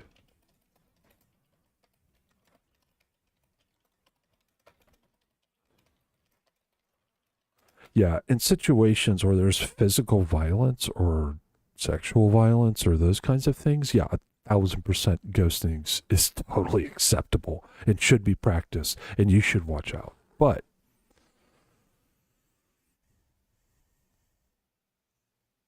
yeah, if it protects the other person, 1,000% yes.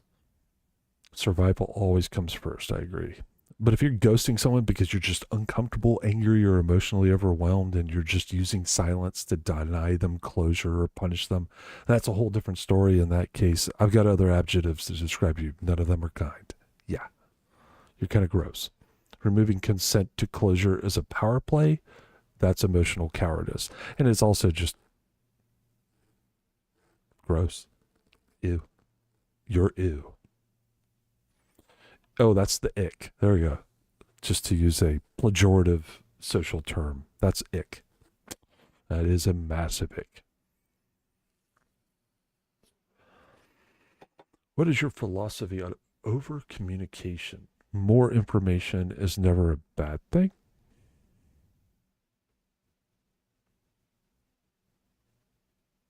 Within reason of people's social capacity. Letting things go. Because, I mean, when you're communicating about a situation or something you've been through, communication is always a good thing.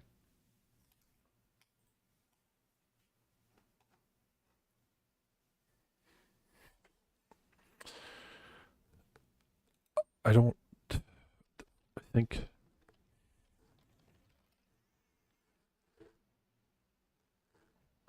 maintaining honest and open communication.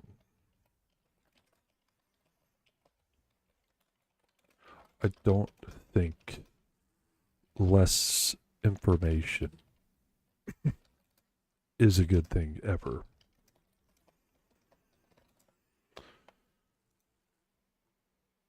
Communication. Communication. Ever. Within our obvious social capacities.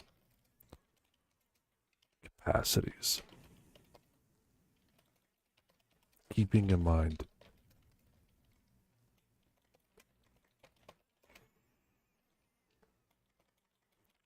Also keeping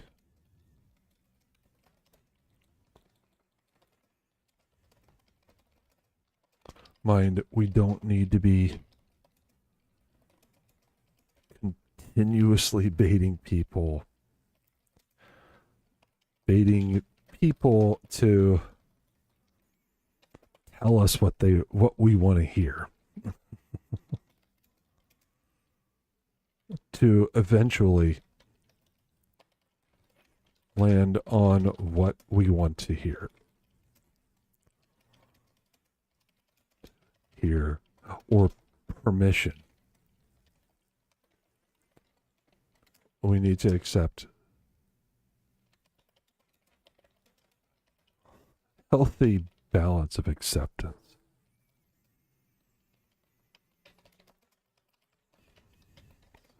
Of a communication.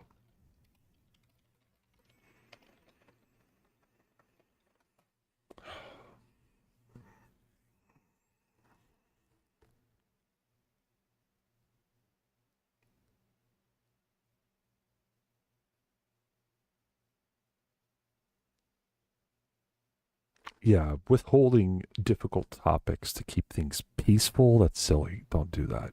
That's going to lead to continuous festering. I always forget the goddamn word. Resentment.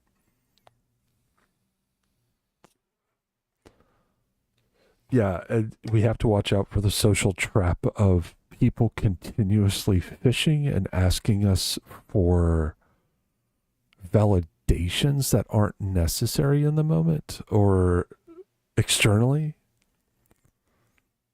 We don't need to be manipulated into giving you permission or giving you what you want to hear. If I tell you an answer, roll with it. No.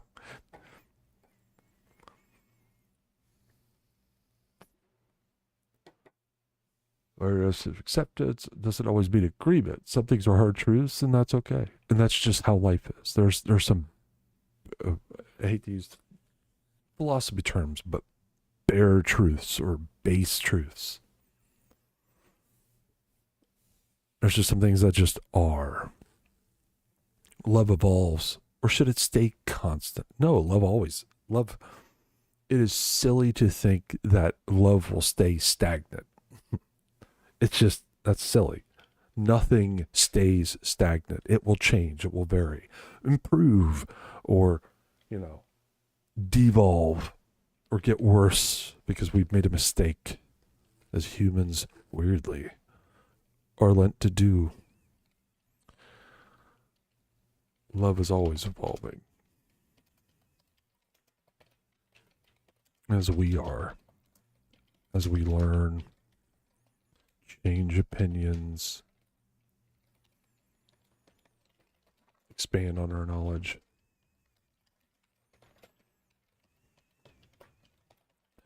It is never stagnant or dead. And that's speaking of, like, a living document as opposed to a dead document. Because a living document can be changed to match our time, our social cues, what's going on now, what we've learned. Any dead document is meaningless and is a wonderful exploration of what was and why it stays in the was category. Can you be deeply in love with more than one person? Yes. There is no bottom to love. There's bottom to the capacities of time, because obviously time is the only finite resource we have. But there is no finality or finite love.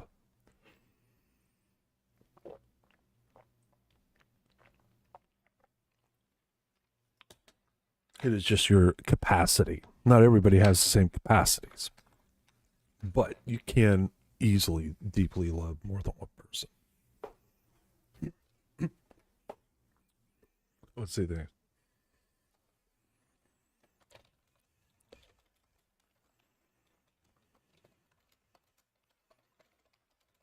Love is not finite. However, our capacities differ. In our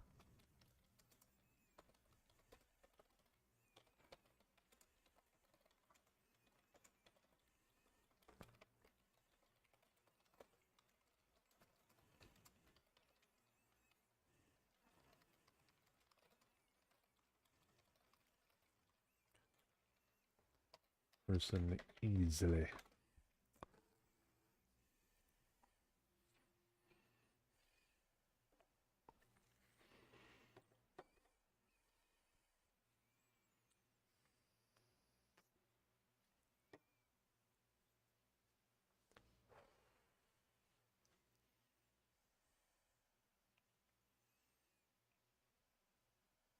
Yeah. You have to be mindful. You can love multiple people, but you need to be mindful of your capacity, right?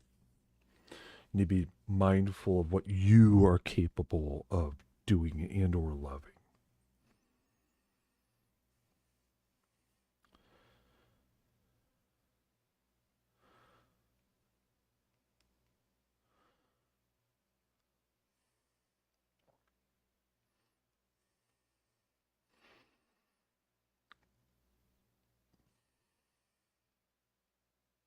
Sorry about this message.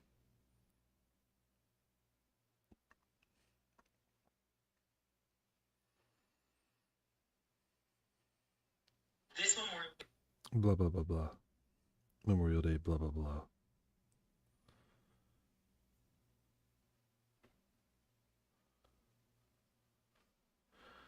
Blah, blah, blah, blah, blah, blah, blah, blah, blah, blah.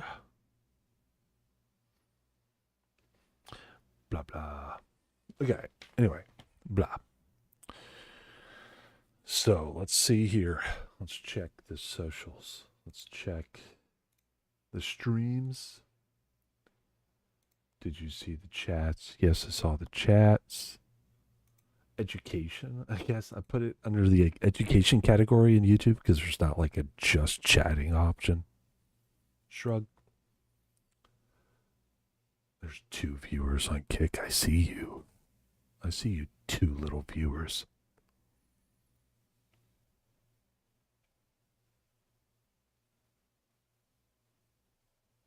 But anyway, hello everybody. We're still going on the exploration of love, companionship, all that stuff. Should love always be chosen daily, or is it a myth sold by self? Choose the love? Love is there or it's not. Relationships require maintenance. Love doesn't. Love is there, it's just not. I mean, it's that simple. It's not like a commodity. Like I can't refill my subscription to love. It's not like a shopping cart. You either, it exists or it doesn't with the person that you're interacting with. I just find that kind of weird. That's a weird statement.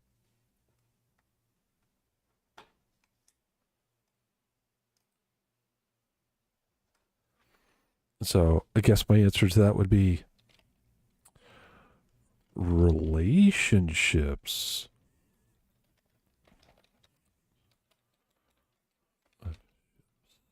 require work and maintenance. But love exists or it doesn't. It doesn't. You can't refill the subscription of your love. Refill.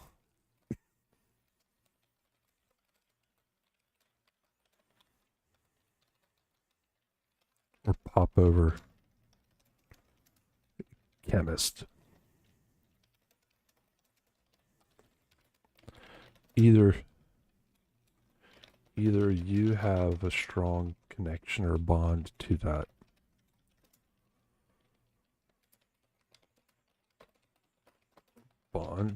that other person, or you don't. You shouldn't, it shouldn't require, love shouldn't require a daily devotional or daily affirmation.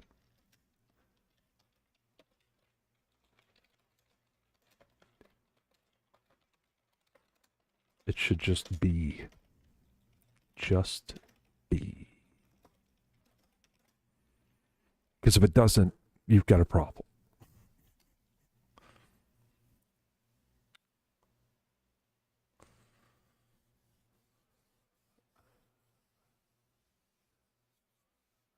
Get a refill at a chemist. Love either is or it isn't. You can have a strong bond or connection to someone, or you can drift, but love isn't something you should have to consciously choose every single day like it's a spiritual practice or a productivity hack. That's the myth, the self-help sales pitch. The relationship needs attention, maintenance, and communication, but love should simply exist, not be a checkbox in your morning routine. Exactly. That's just ridiculous. That's just a stupid way to go through life and just get yourself constantly hurt. Because if the other person isn't interested in checking how you are, how you doing, hey, everything okay? And like people's social batteries too. Like, I just don't feel like talking to people today. Doesn't mean I love you any less. It's weird. Why do people buy into that crap? How do you build trust? Follow through. Simple. Through. Simple.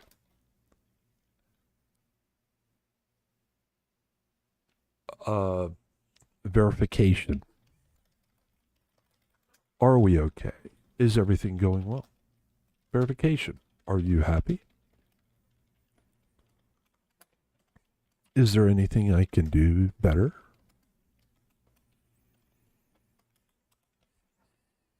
Is there anything more or better that I can do? More or better that I can do?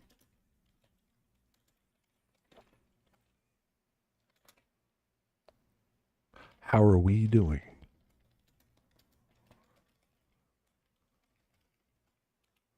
How are we doing in your... Because we have to do temperature checks, right? We have to... Temperature checks are part of maintenance in a relationship.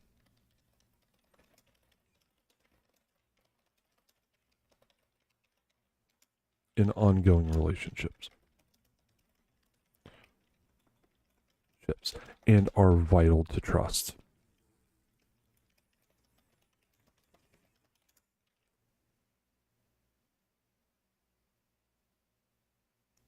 Also vital to consent.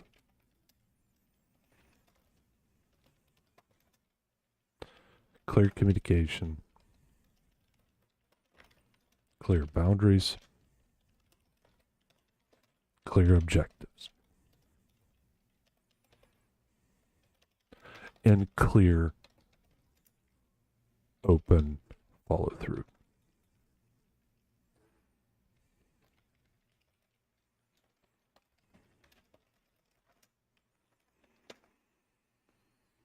There you go.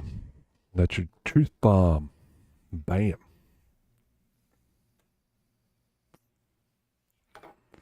Yeah, it should be amorphous whether or not your partner's happy. It shouldn't be amorphous if the relationship's going well. It needs to be clear, right? How are we doing?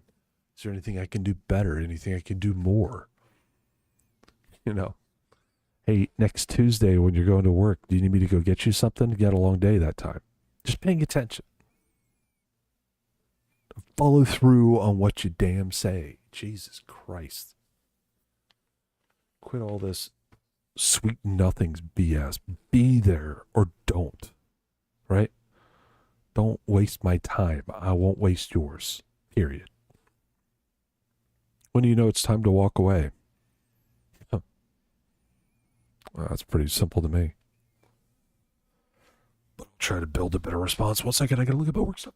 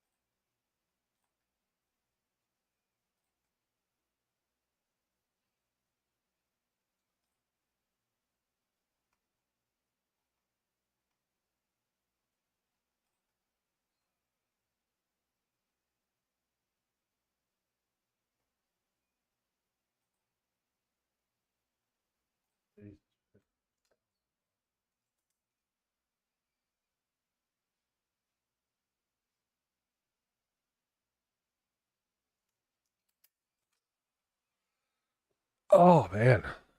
This is a tough one. When is it time to walk away? When there's no more effort. Because that love is effort. To me. If things become so simple or too easy to where it's on autopilot, that means neither party is truly interested. Is my summation, my feeling? So that's what I would say. I would say when there's no more effort.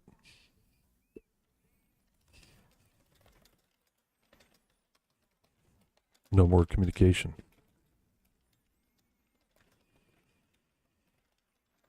Love is not autopilot.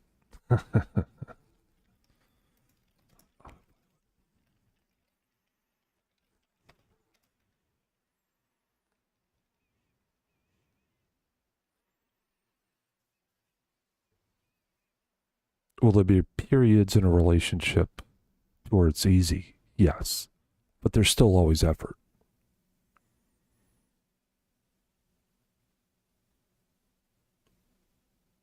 To love someone is to be uncomfortable with simplicity.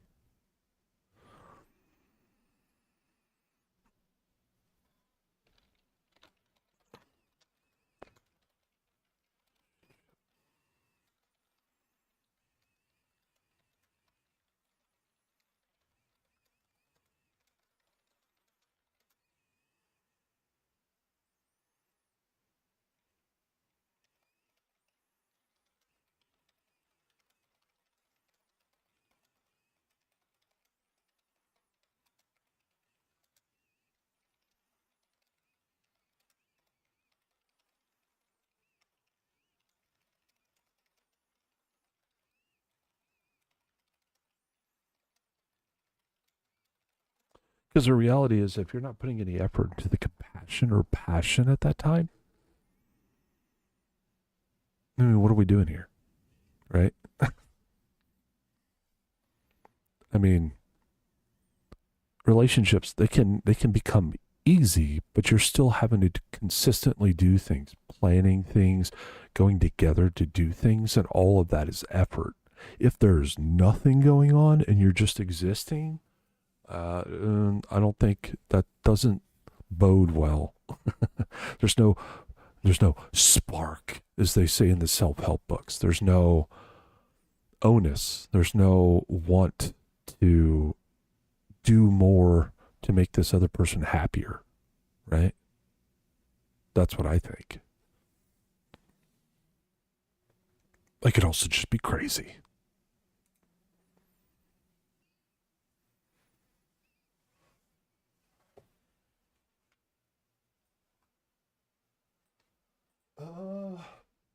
How beautiful you are. It's a joke.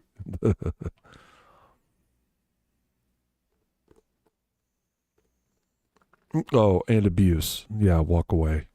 Just at any time you've suffered abuse, it will not stop because that person has thought of you less than themselves. So therefore, you will always be on a negative footing. Always leave when there's abuse, period.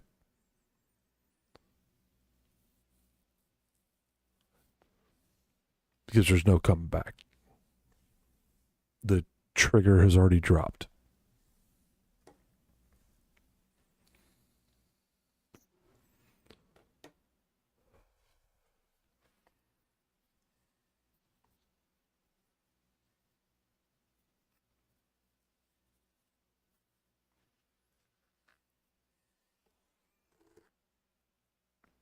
Yeah. If you're not building anything, what's the point? What are we learning? What are we evolving? What are we doing? There's always, unless there's consistent effort into something, we're not evolving. Why would we continue? What's the point? Yeah. Yeah. Anyway. Let's see what else. Full export of these in a single doc. Let's store it in this project.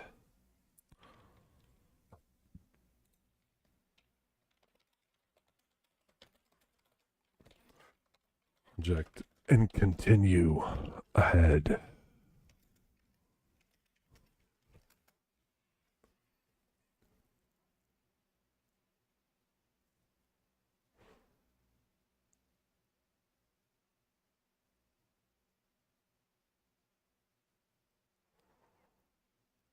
Uh-oh. Here's the new topic cluster. This is that new hot stuff that's dropping. This is that hot drama. This is that drama tube shit. Oh, here we go. Here we go. Now you're going to listen to my diatribes on ethical non-monogamy. Oh, my God. Or ethical polyamory.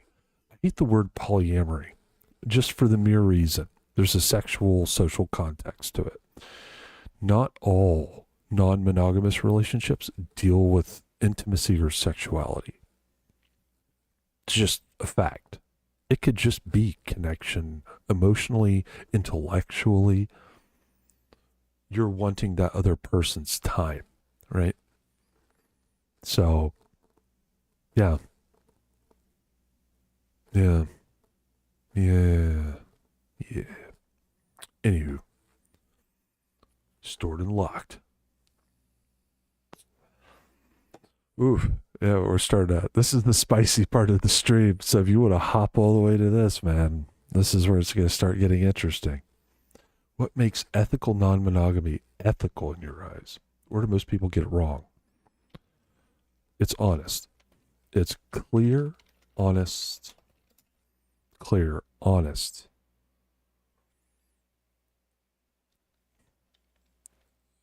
Man, honest. And the partner, and everyone involved in an ethical, everyone involved in an ethical framework, ethical set of relationships or framework is clear on intent so that everyone can consent, because all of my decisions directly affect all of my relationships. Therefore, it is pivotal that all interactions with current and new partners be honest and upfront. So it is the hard mode. Yeah, it's the hard mode, and I believe truly ethical, fully ethical. When truly done ethically.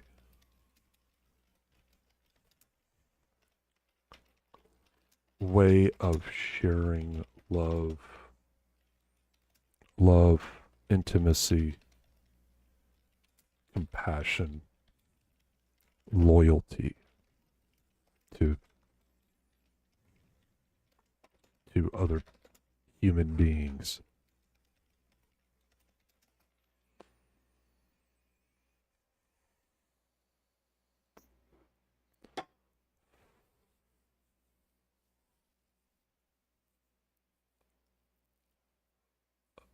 Ethical is clear, honest, consensual with everybody involved. Exactly.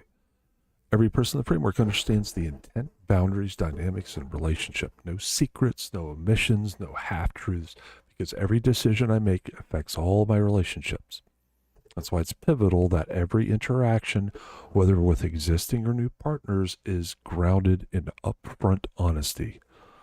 Anything like express trust and undermines consent. And yeah, it's the hard mode of relationships. Ethical non-monogamy is not easy. It's not about what I get. It's not about need, like my selfish wants or anything like that. It's my interest is those other people. And people who can choose to be around me, right? Like they're not locked in. They can choose to be literally anywhere else, any time of day. But no, they choose to be around me. They choose to ask for my time, and I choose to give them my time. And I must tell my other partners or whoever else is involved in my life, whether or not they're involved with those other partners, what exactly is going on, where I'm going to be, those types of things, for safety reasons, for other reasons. Any sexual or intimate decisions I make affects them as well. So therefore, I must tell them. I must be honest, open, and clear. So therefore, it's not just ethical to me, it's the best way to deal and help grow and love and show other human beings compassion. And it's the best way to form amazing relationships because there's no secret little hidden door.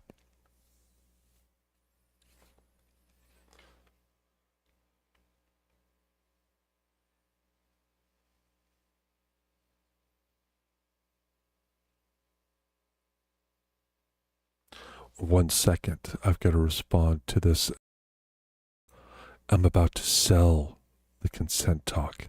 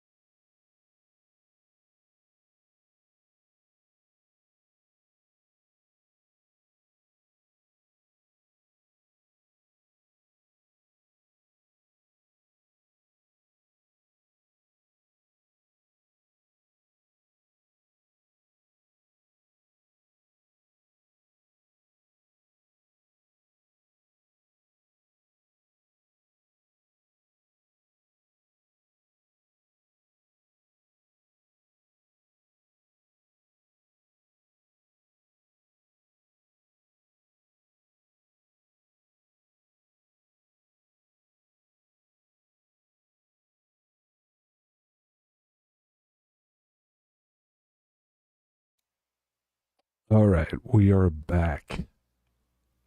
Let's keep going, shall we? Oh man. Oh man, that one's okay. Oof. Man, good golly, that's a wow. Ooh, man, that's definitely an interesting one.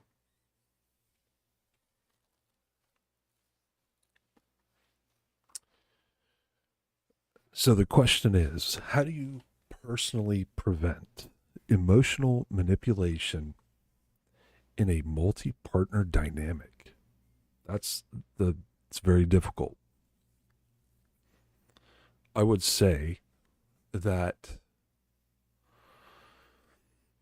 ensuring clear communication and clear intent resolves most of any one person being able to manipulate the outcomes that they want.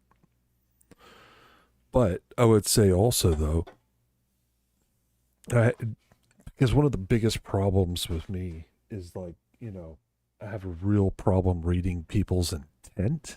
So unless their intent is clear, it's really difficult for me to pick it up later on. So just being straight up, I have people in my life, partners that I rely on to help me pick through people's intent. So that way, because unfortunately, most people are not used to a dynamic to where they can be just openly, brutally honest. So it becomes difficult for them to understand that I just need to know, what do you want? What do you want from me? Like, I will clearly tell you what my wants are just because I don't want to waste your time. I certainly don't want you to waste mine. So I would say that one, I would say normally with clear communication and intent, it resolves or relieves me the burden of amorphous uh, communication of wants, amorphous context of want,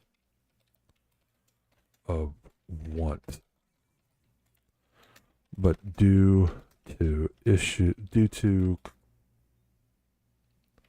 cognitive differences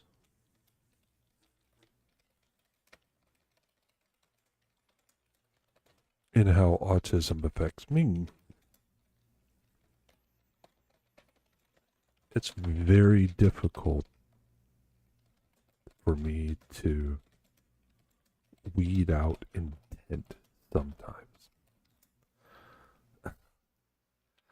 And so I have to involve partners, whether that be them meeting them, letting them read my messages.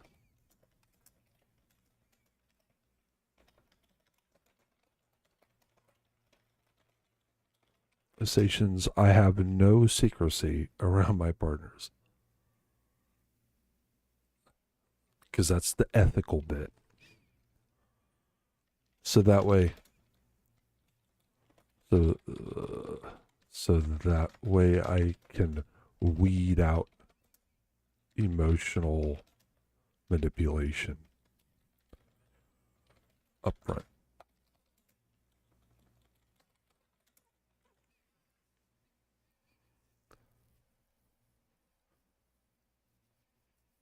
Yeah, you got to bring accountability is the most important thing, right? Which punishments? No, just joking. No, there's it's not so much punishment. It's just ensuring that you just don't get screwed over, bro. Like, you just gotta have brutal honesty. Because if I have brutal honesty and my clear intent, I can consent. But I can't consent to something. What do you want? Like, right? You can't expect another human being to just guess. Just tell me what you want.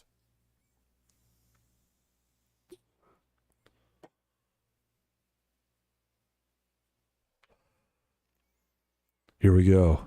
Here's another good one. It's the difference between autonomy and abandonment in relationships. Well, I mean, autonomy is usually communicated.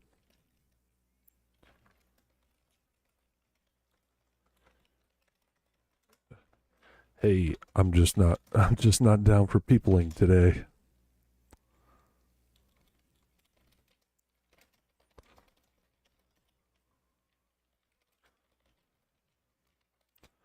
Versus silence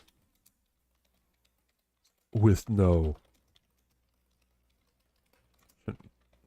Usually, the majority of people will ghost if there's no clear communication. Well, I don't even really say that though.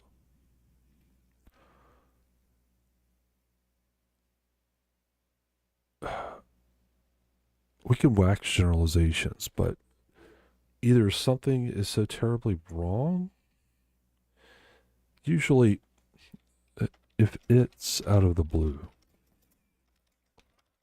and there is no communication, that signals something is going wrong, either in one of their relationships,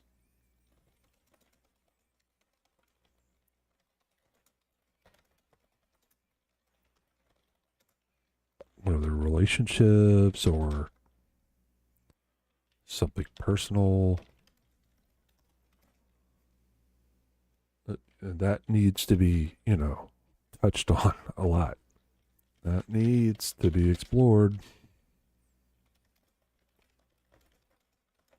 and not ignored.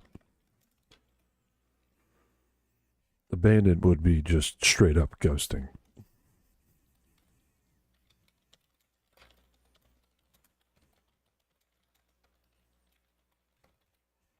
Not allowing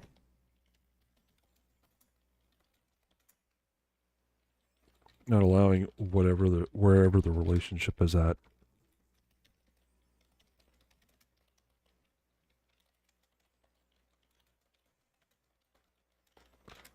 Usually, if there is ghosting, I just take it as a hint. Just take it as a direct hint. No thanks. Because I'm not going to chase people. If they want my time, they'll come back.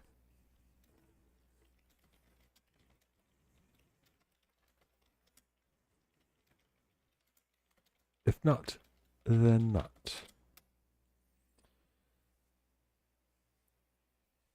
Sure, sometimes it hurts, it sucks, but, take a hint, bro. Moving right along.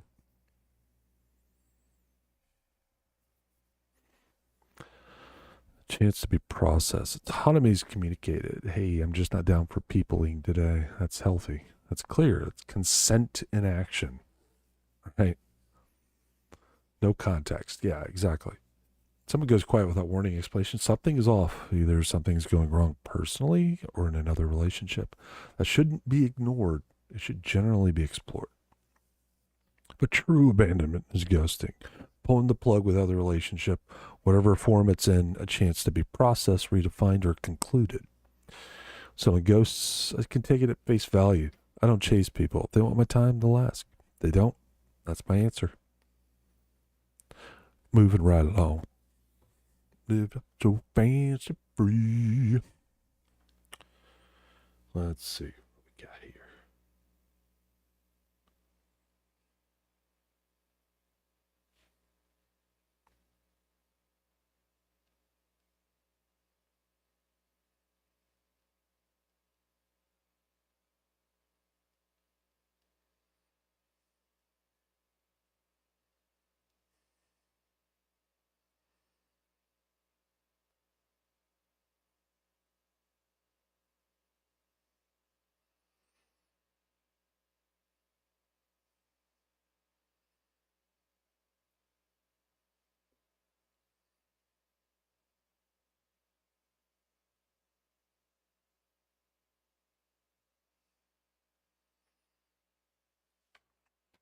There we are.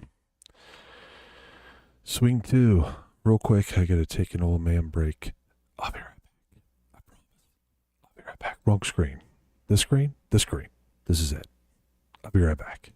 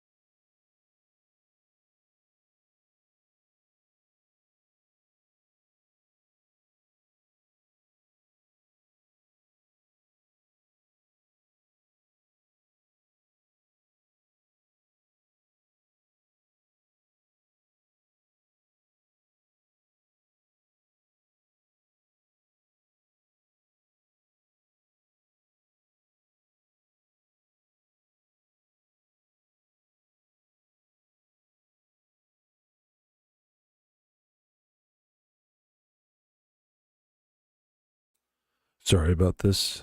Wo ist die Bier? Die Bier ist hier. Just need to get a little sippy sips.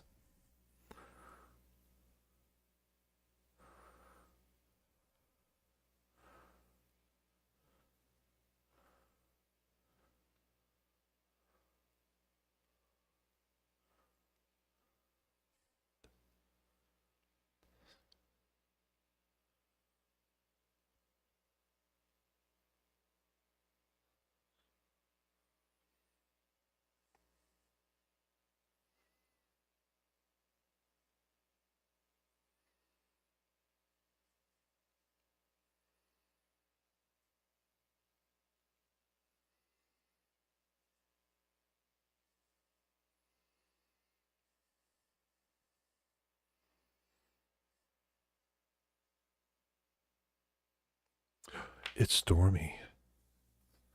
Ooh, stormy. Oh.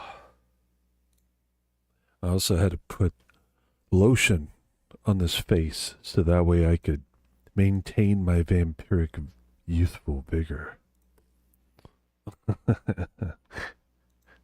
So I guess we'll see. Moving right along. Moving right along. All right, more long form content that you consensually came here to see. Hopefully. That's an interesting question. I don't know. Guess we'll see. Let's see here. How do you define loyalty in a polyamorous and non-traditional relationship? Or non-traditional relationship? Very simply,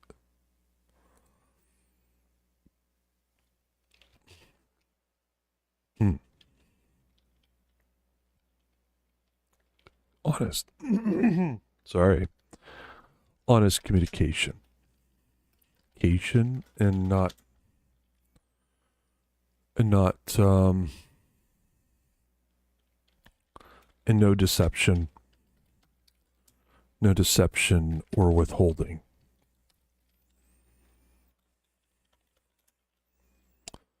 Doing what you say.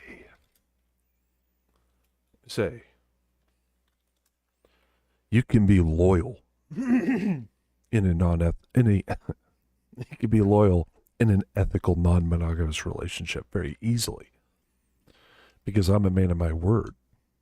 So long as I am true and honest to that word. Yeah.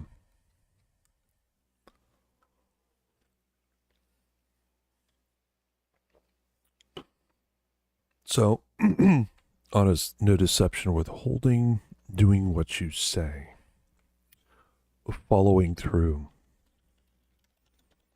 Went through in ensuring our time is our time. So if you set up a time or a schedule with somebody, you're not sitting there like, in the middle of dinner messaging somebody else. Now I can understand if they're off in the shower or whatever. The idea behind this is that you're not in a emotional or rational North Korea. But our time is our time. If we're together, I'm not sitting there on my phone answering messages. Just is what it is. So that's why there'll be gaps when I talk to people, because I'm very specific about that time being me and that partner's time. If you want my time, ask for it. Come and get it.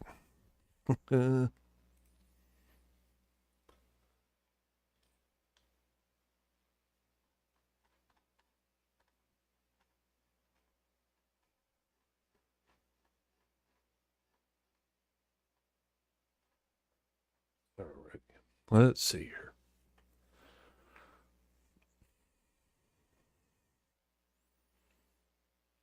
Yeah, loyalty is not about exclusivity.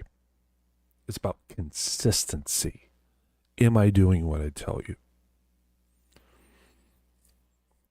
Yeah. Like I'm not just constantly randomly texting people. There's times where I'm not available. You can get that time too. It's not totally locked off. But if I'm not available, I'm not available. That's not a value judgment on you. I've just promised this other person my time. Ask me for my time. Not a difficult question.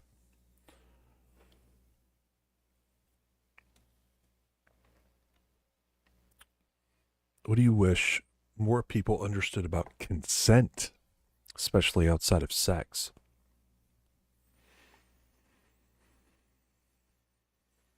That if you're not clear with intent, your intent, people can't consent. So you can't withhold information. You can't, deceive people. Like show interest and then not be interested. That's not okay. That's you playing with consent. No different than, other things that deal with more force. But I mean, the reality is that, and then people aren't toys for you, right? They're other human beings. You're not just trying to gather up sex objects. That's not how this works. People are emotional. People have emotions. They have compassion. They deserve compassion.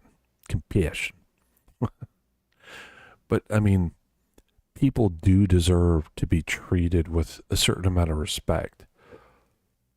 However, you still have to earn that respect. But I would say still, even then, my interest in other people is that I want them to do the best that they can. Even the people I dislike, I still want them to do better. I still want them to be the best that they can be.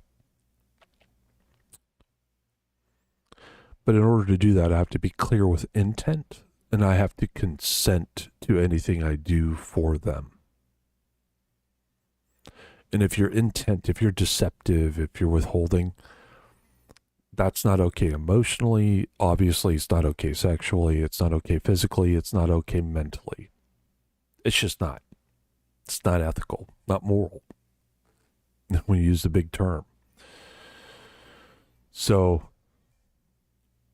the consent model, fries or crisp, whichever you choose, still applies even outside of sexuality or intimacy, we'll call it. It just does. It will always. If you treat it the same way too, you'll find that you'll have a lot better situations in life, especially when you're setting boundaries, being clear. Hey, it's just not something I'm going to do. What are you going to do? No. But, it's like, this is just something that's not going to happen. So that's where consent should be clear. Intent should be clear, or people can't consent. So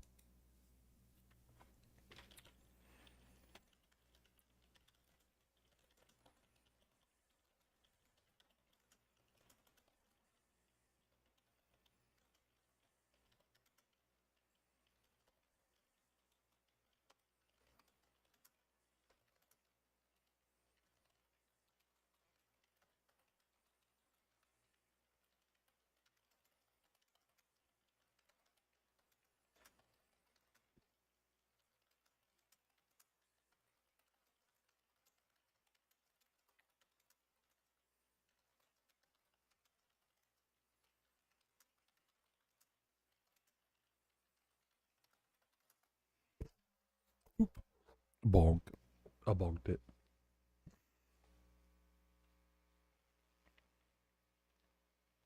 Informed, enthusiastic, specific, or consent, respect, integrity, safety, presence. What? No, that's not crisp, Mom. What? Oh, well, it's fine.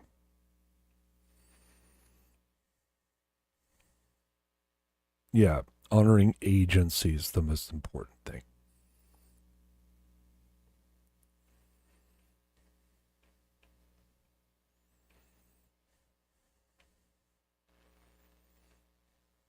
Yeah, and that's the whole idea of consistency, right? So I'm not just ethically, looking for consent or giving consent in the bedroom. I'm applying it to all facets of life, because that's how you ethically treat people.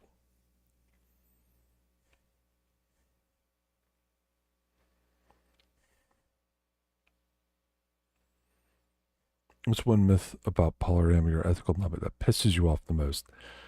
I don't really get angry. I don't get pissed off easily. I would say the one that's irritating the most is the idea that it's only for sex. It's only because you want to have sex all the time. No. There's some people that never even touch sexually. I just enjoy intellectually or, emotionally. It's literally everybody thinks it's only about sex, and it's just not. And the majority of it is that most partners don't even interact with each other. When you're in polyamorous relationships, there's some relationships where your partners never meet, not a single day. They'll know about them, but they may never meet.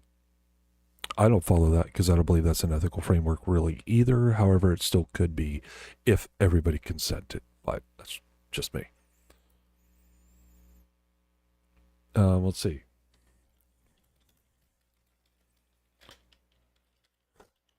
It's just like saying, oh, you should get married so you can have sex. It's stupidest phrase ever.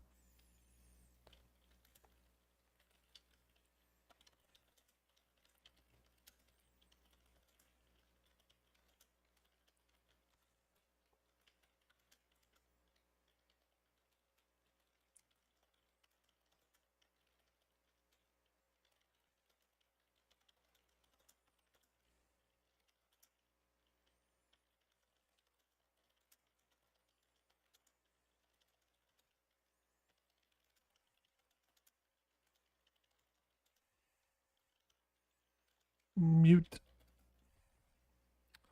I just turn off.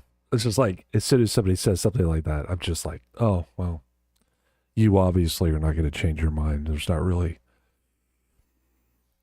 reason to engage here in any kind of conversation. It's pointless. It's just lazy. Yeah, it's lazy intellectually. And I'm not really interested in lazy, intellectually lazy people. Just boring.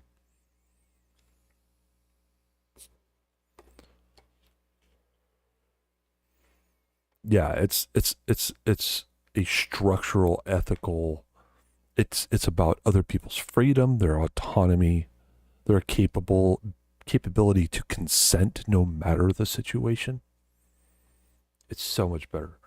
It's so much more. I care so much more about other people now that they have the option to hang around me, right?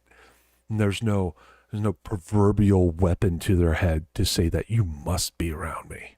And if you don't be around me, I'll take things from you. That just doesn't exist in my world. Don't care. Don't care. Meh. I'm living great.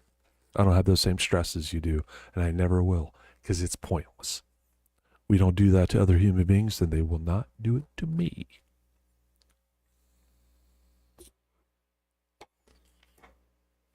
Freedom. Freedom. Diabetes.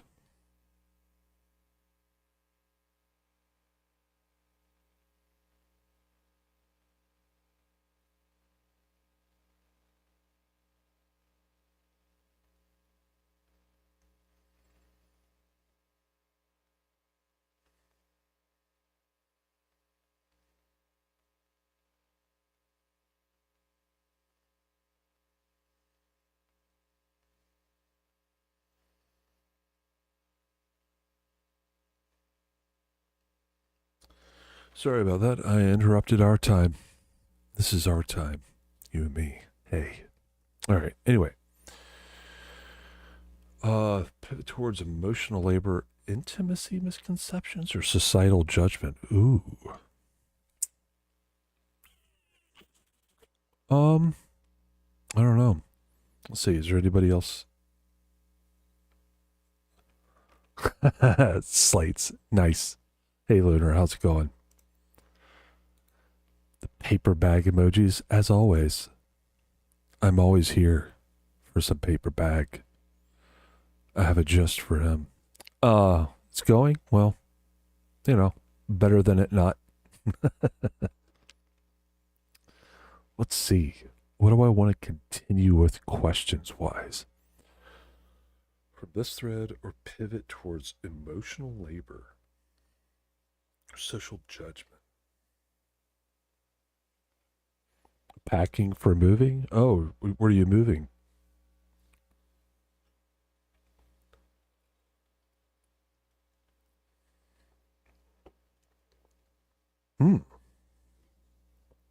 What are you going to be doing in Texas?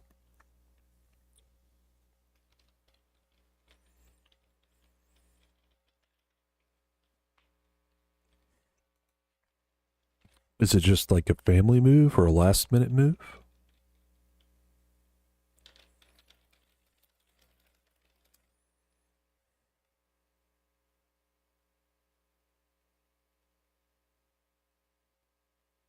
Family move. Okay. Hey. So long as it's positive for you, that's all that matters. Or positive for them too. Awesome. Hopefully it works out well. Even if it doesn't, you did a thing.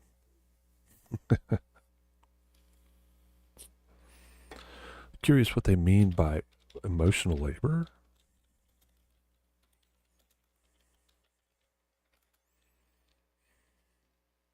I don't get that one. One part of maintaining emotional well-being stability. I mean, I get that concept, but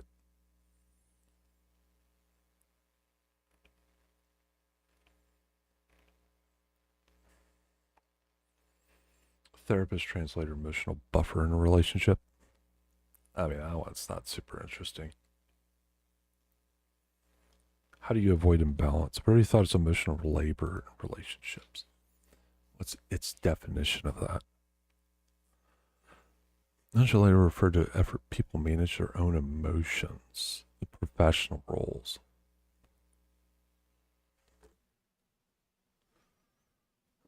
It's evolved to mean the invisible effort one person, you have to do it at all times of life. I mean, I don't see a difference. In all aspects of life, you have emotional labor, so.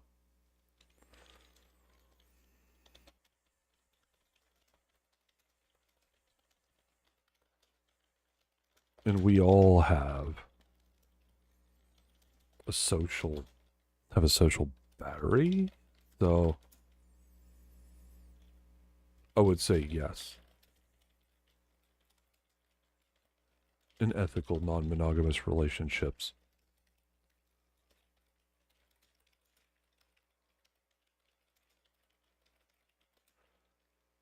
I would say there is a larger burden of labor, much larger.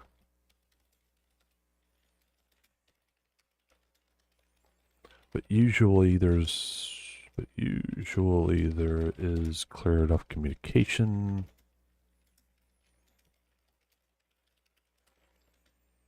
So that it feels at least equitable. Not one person playing a single role. But that's not to say some people's personalities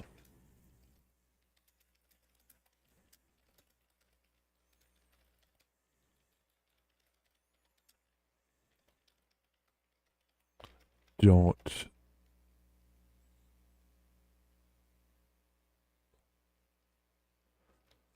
it's not to say people's personalities don't naturally attract that role to themselves. That's where communication, the clear and honest communication portion comes in.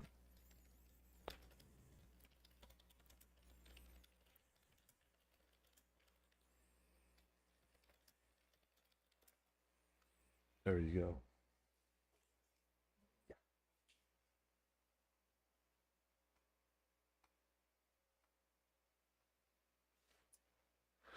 There it is.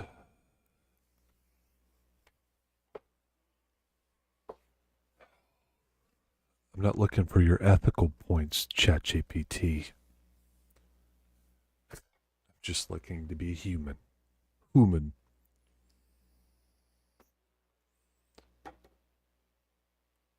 The labor could be absolutely increase, more people, more dynamics, more care.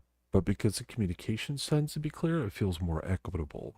It's not about one person carrying all the emotional weight or playing every role, but it's also true that some personalities naturally gravitate towards that role, the helper, the listener, the emotional anchor. That's where clear and honest communication is essential. You have to talk about it, call it out, define roles intentionally, not by accident. Otherwise, someone ends up burning out when everybody else floats. Oh, let's explore intimacy, the hot topic. This is what they all came for. The hot topic. All the viewers came for. Oh, maybe. I don't know.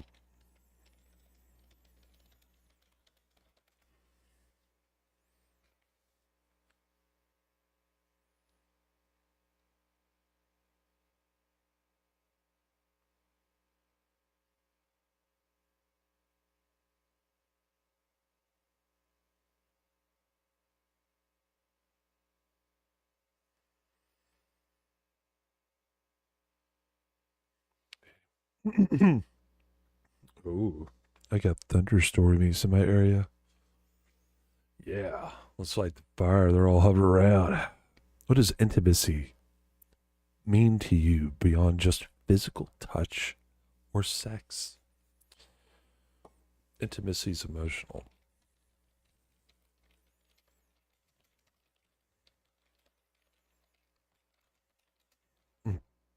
And if you could spell it, intimacy.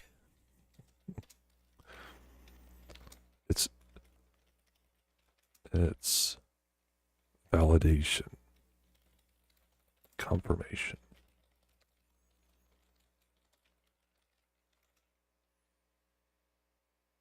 Understanding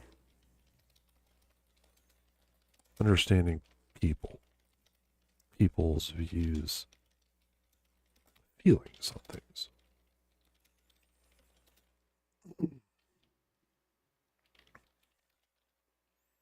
Being open, compassionate to people, available,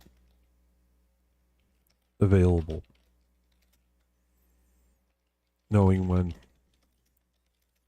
to share how you feel, while also helps them take that piece of you.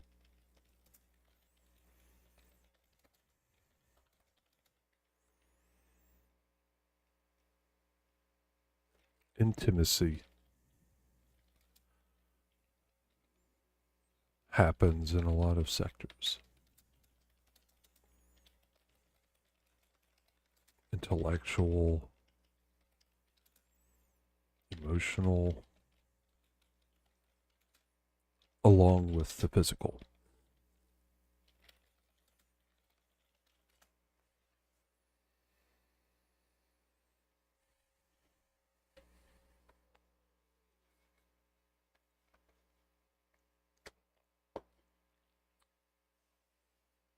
Understanding someone's feelings, views, and inner world, and being available for that connection. It's about being open, compassionate, and knowing when to share how you feel too. Because sharing gives the other person a piece of you. That's where the closeness lives. Intimacy is not just physical. It exists across the emotional, intellectual, and spiritual sectors. I'm not a spiritual person, but it can. You can feel deeply intimate with somebody you've never touched and completely disconnected from someone you've slept with. The context matters more than the act. Exactly. Bada bing. Do you believe physical intimacy is a need or want? It's just a want.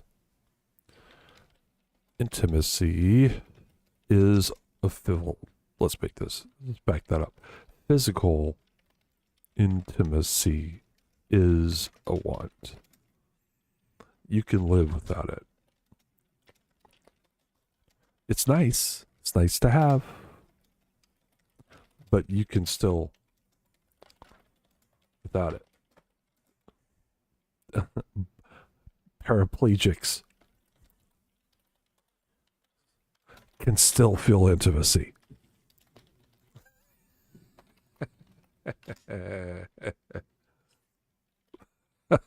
That's kind of quadriplegics can feel it, still feel intimacy.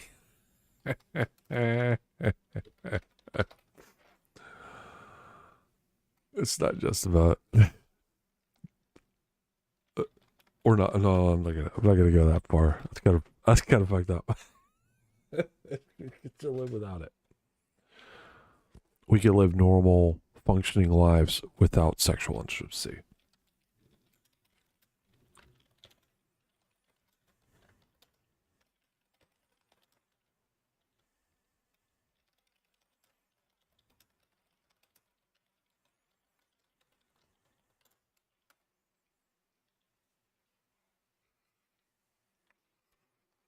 Yep. It's nice to have, but you can absolutely live without it. It's not essential for survival or functionality. People can and do live fully functional, meaningful lives without sexual intimacy. That doesn't mean make it meaningless. It just means it's not mandatory. It's a powerful want, not a biological need. I agree.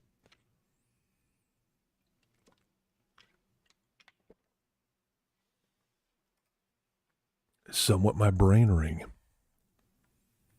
Ready for another heavy hitter.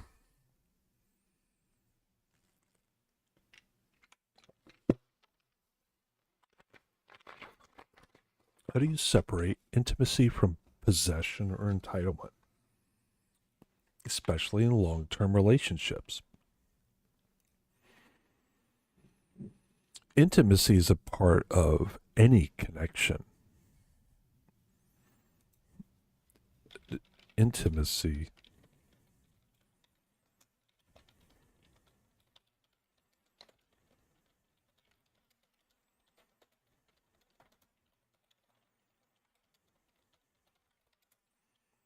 for stronger connections, it needs to be built upon something more than just physically or sexually.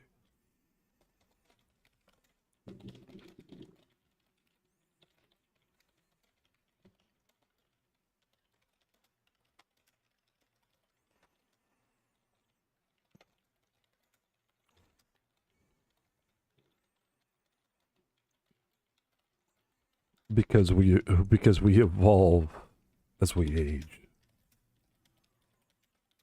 age, and our wants change, our looks change.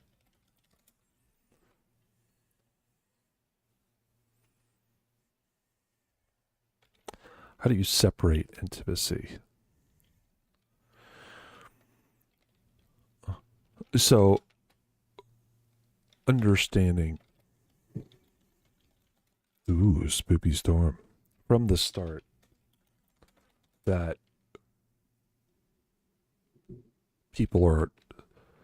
that you are dealing with another autonomous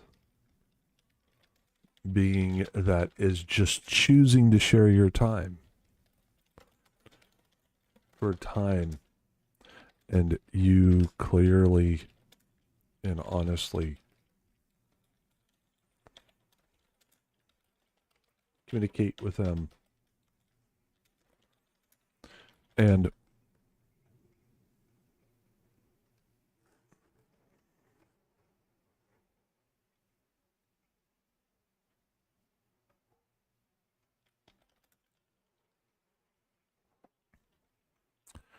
they don't have to be with you, and that they don't have to share your time, is where we can enjoy the time we get better than the focus on the equity of how their time is spent. I don't believe, I'm not a jealous person because I don't care. I'm not a jealous person because I care more than anything.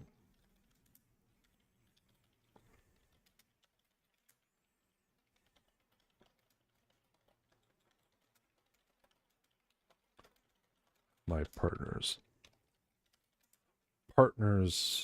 fulfillment in life.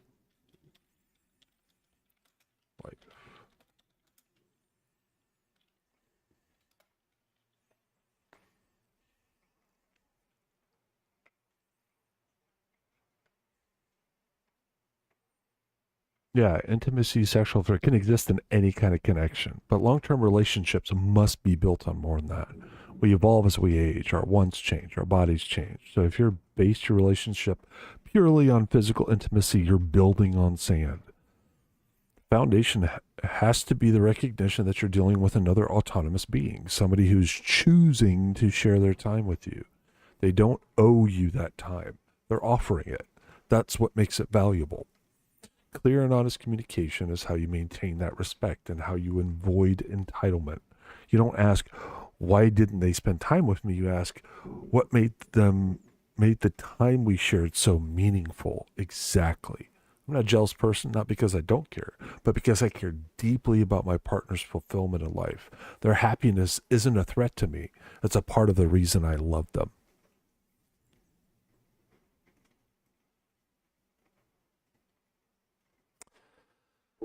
see how long I've been streaming.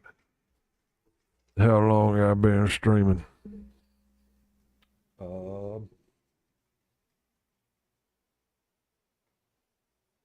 I've been streaming about 3 hours. I think I may pack it in just for a little bit. Oh, and let's shout out to Lunar Phase Gaming.